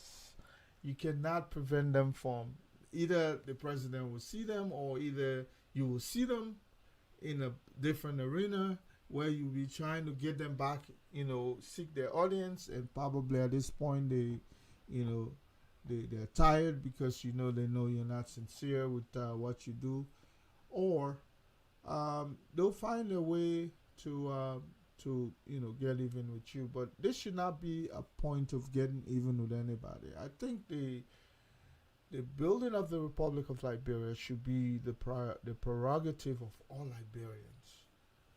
A few individuals cannot say, well, we're the big three. I'm Bill Twagwe, Samuel Toy, and Magay, and anybody else, the Jefferson, they are somehow second layer to the president. This is not about any of those 5, 6, 7 individuals. It's not even about George Weah. It's about 10 million people. When I say 10 million, the diaspora Liberians all over the nation of Liberia itself supersedes those 5 people. So when those 5 people think that the Republic is there solely, that is an error. And I hope they will go back and rethink and have a reflection on this Independence Day and say, I think Liberia deserves better. I don't think we're meeting up to the challenge. It's hard. It's hard for you to have a relationship and look at that relationship. You're no good to that relationship and start seeking way to disengage. Most people, even though they know that a relationship is not going so well, they still want to hold on because they're jealous that if it's not them, then nobody else. And I think this issue of coming to power was not for the glorification of Mr. Weah or the group henchmen that he has around him. 3, 4, 5 people in an entire country. Of course, you have the Shaw, you have the Archie Bernard. Those are lesser people, with, the proximity might seem closer, but I think Liberia deserves more than just those 4 people. And Doe had a bigger establishment. Taylor had a bigger establishment. Madam Sirleaf even had a bigger establishment. I know there were 100 times the 4 or 5 people that think that they can jealously hold this republic to themselves, like a tennis ball. Liberians will eventually swallow their last drink, and then they'll become extremely thirsty to change. And what happened? They will come. You don't want that. You don't want that. If you know you can make it, hey, you've acquired certain things. I think if you begin to open up, let more people come in and help to put save the state. It's drowning. Liberia is rarely drowning, and you don't have to be in the country to understand. Definitely, the lies and the deception, and people continue to tell us we're God. How would you look at a country where people line up to go get remittances sent from diaspora Liberians for the 26th celebration? You say everybody's paid up, we're caught up, we even have budget surplus. Why would you be? What in $500 million for an entire country that will be surplus? I mean, just look at that. Come on, man. I mean, they say people can lie, but lie with style. Lie with style, but no dignity at all. You want to lie, lie with style. Why didn't $500 million that will be left over for an entire country that is drowning in debt? What is surplus? Oh my goodness. You know, I thought majority of these people even had civility. But when a man lies to that extent, that it means they're very much uncouth, uncivilized. What? Less than $600 million for an entire country. For an entire country with a GDP of $3 billion, which is nothing. And you lying that we have surplus. Less than $1 billion economy. People have not gotten paid. People don't even think about salary these days because they don't know when it will ever come back. And you sitting down there lying because the face of the world, you want to prove to them that you're doing something you're not doing. Why would you be lying? What is it that the Minister of Finance would be lying so much? These are some of the things that angers people, or these are some of the things that anger people. That when they react, it ruins the state. We people would think that you're preaching war, but you are creating war. I don't have to preach war. You already creating the war. I'm pretty sure yesterday was July 26th. Most people went to bed and they'll be celebrating July 26th on Monday in Liberia, because Monday in Liberia, because July 26th, fell on a Sunday this year, so Monday would be a holiday. Most people will not even have a meal. 2 holidays in Liberia you really cannot deny people. I'm not going to talk about the religious holiday Christmas, but that's one. But the main holiday in Liberia where people expect to have their meal is July 26th. That is just how the society, the nation was created, founded. That when we're celebrating Independence Day, at least everybody must have a meal on the table. The stimulus package that was intended but never reached the people would have probably allayed some of those expectations. But you know what? We have a group of people in power who don't care. At least their predecessors that they criticize so much, some of them cared. Sincerely. When I was growing up, before the 1980s, oh man, July 26th, you will feel it in the region that Liberia is celebrating its independence. Because most of our neighbors didn't have anyway something called true independence. They were still under colonial vestiges. But you know what? When Liberia is celebrating, some people used to fly in because they know they will have that inspiration to go back and try to seek true independence. Today, most of this our region there is completely independent. They don't even care on colonialism. They don't depend. We have become the last, from the first to the last. And we have a group of people who are just mediocrity, behaving as though they're doing good things. And what happened? We're not making progress at all. Thank you so much. And thanks for joining us. Have a good night. May the good Lord sanctify you and help you in whatever you wish.